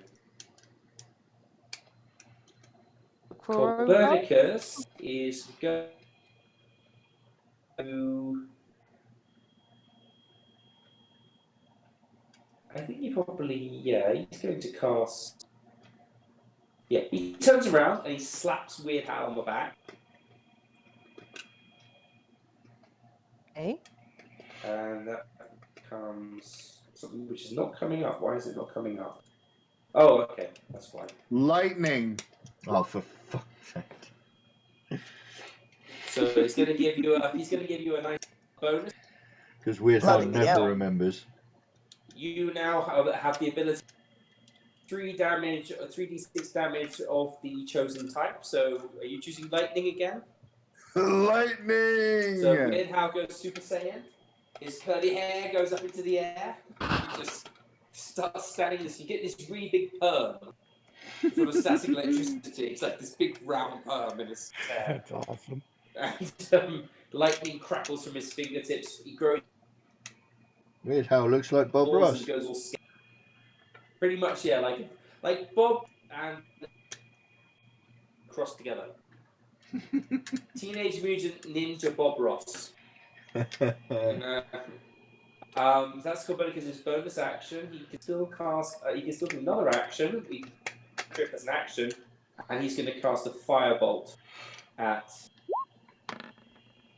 That's a 15. That is a miss. It bounces off his armor. Weird House next. Oh yeah, Weird Hal's gonna make some movement. Mm-hmm. Okay, good. I'm gonna go over there. Oh! Love it. What's that noise? Stop. That's a Kamehameha. Love it. This point. Excellent. Here My comes a dead. ears. You just got to say it goes like lightning. Okay, I'm gonna try and spray this fella with my super power out of my mouth now. Okay. So he has to roll a dexterity saving throw. That will hit Pedrick as well because it's Technically not if he says he's doing it in that kind of direction, because it'd be 5. well. That's what he has to do. Then. Yes. So yeah. 10, So if you yeah. angle it, you just hit him, but otherwise you'd be coming here, and then it would spread out into a cone. You see, so it would actually hit Pedrick as well. So if you want to angle it so it's diagonal, then it will. You can say it'll just hit the guy. Okay, so yeah, you're aiming for there. It'll hit, but it won't hit Pedrick. Okay. So he has to take a dexterity saving throw. It's a 15. Yeah. So let's see what happens. Will he save? Will he not? He probably won't. No, just normal. One on the left. 14. Yeah. He failed. Okay, So here it 3d6 comes. lightning damage. Lay it down, Hal.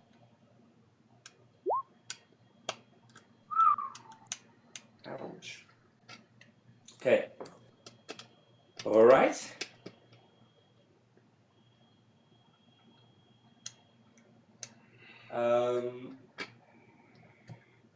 That is ow. That's a lot of damage. All right. He's starting to look a bit toasty.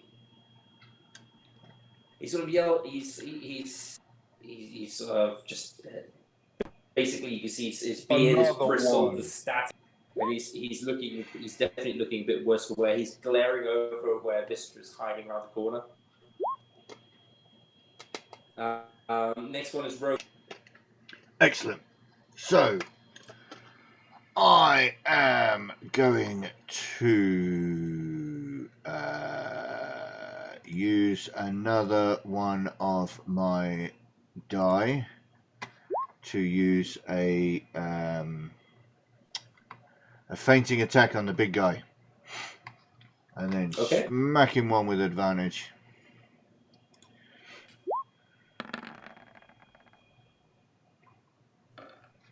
$25 for 9 plus 1d8.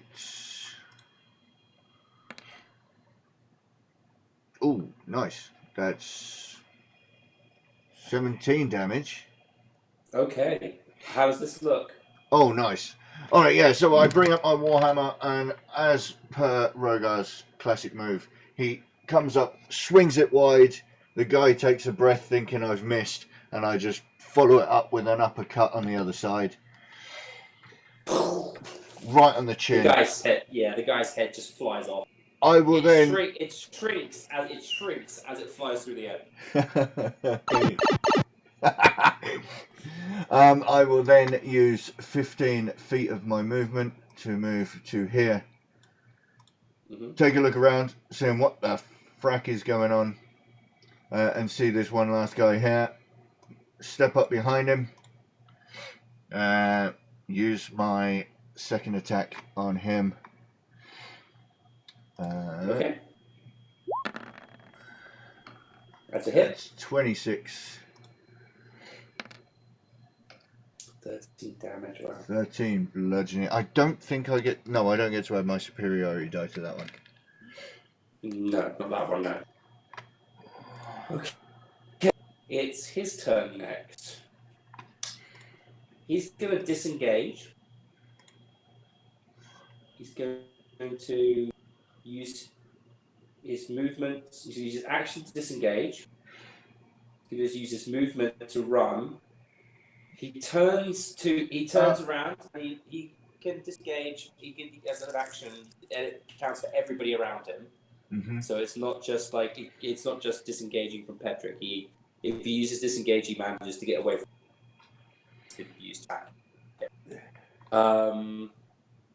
He's going to turn around. He looks through and he looks over his trees. He goes, "The boss hasn't forgotten about you, and neither have I."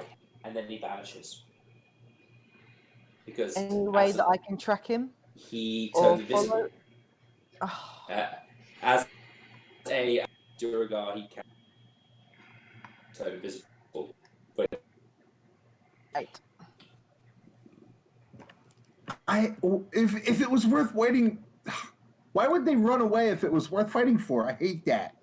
I hate when they get away like that. What about you guys? We'll get him again. I for one want to know what the hell just happened. And everybody turns to look at Vistra. And that's where we'll end the story for today. Woo! Is Vistra okay? Fine. Vistra got less damage than all of you. She's just Yeah, I think I didn't take any damage. Okay. Yeah. No, Tack had Tack some took no damage damage then, either. yeah. Yeah, none of you took. I think it's only the fighters took any damage. So it's meant to go, right? Tactical. I just right. This is before. Rogues are sick. Rogues are sick.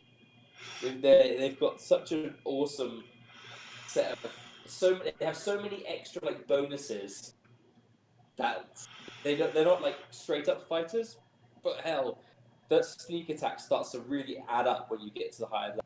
Oh yeah.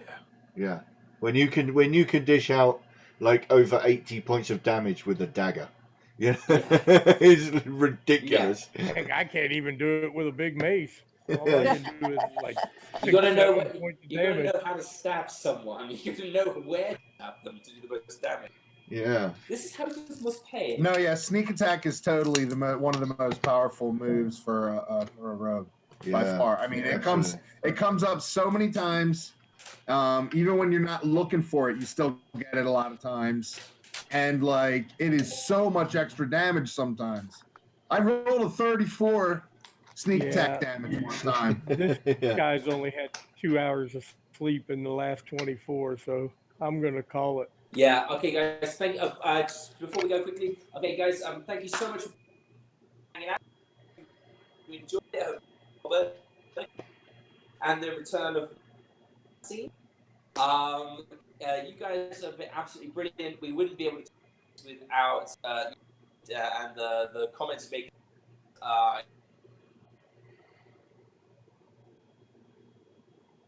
Of a chance because I'm keeping an eye on everyone. Just a quick shout out to our Patreons for supporting us in this.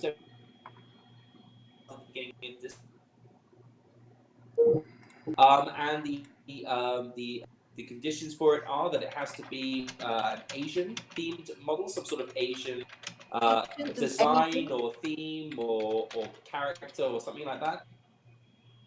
It has and it has to include 3 colors: pink, green, and gold. Okay. This I said it's the end of February, and there will be. I think there'll probably be at the end. I haven't quite sorted out what that's going to be You'll yet. be placed on the winner's wall, pride of place, along with a picture of your model. So yeah. Yes. Yeah. That sounds like something that's worth fighting, guys. So thank you very much for thank you, being DM. with us. Thank you for everything you've done today, and thank you to Awesome. Bases as well, also for all the fun with the overlays. Really appreciate it. I didn't get to give you Love guys the you guys. experience. I'll do Great job, Will. send you what experience you got from that. Okay. Perfect. Great Alright, job, excellent. Xander. Take Great care, job, guys. everybody. Bye, guys. Good night, Kev. Bye. Good night, all. Yes, Bye. bye. Bye.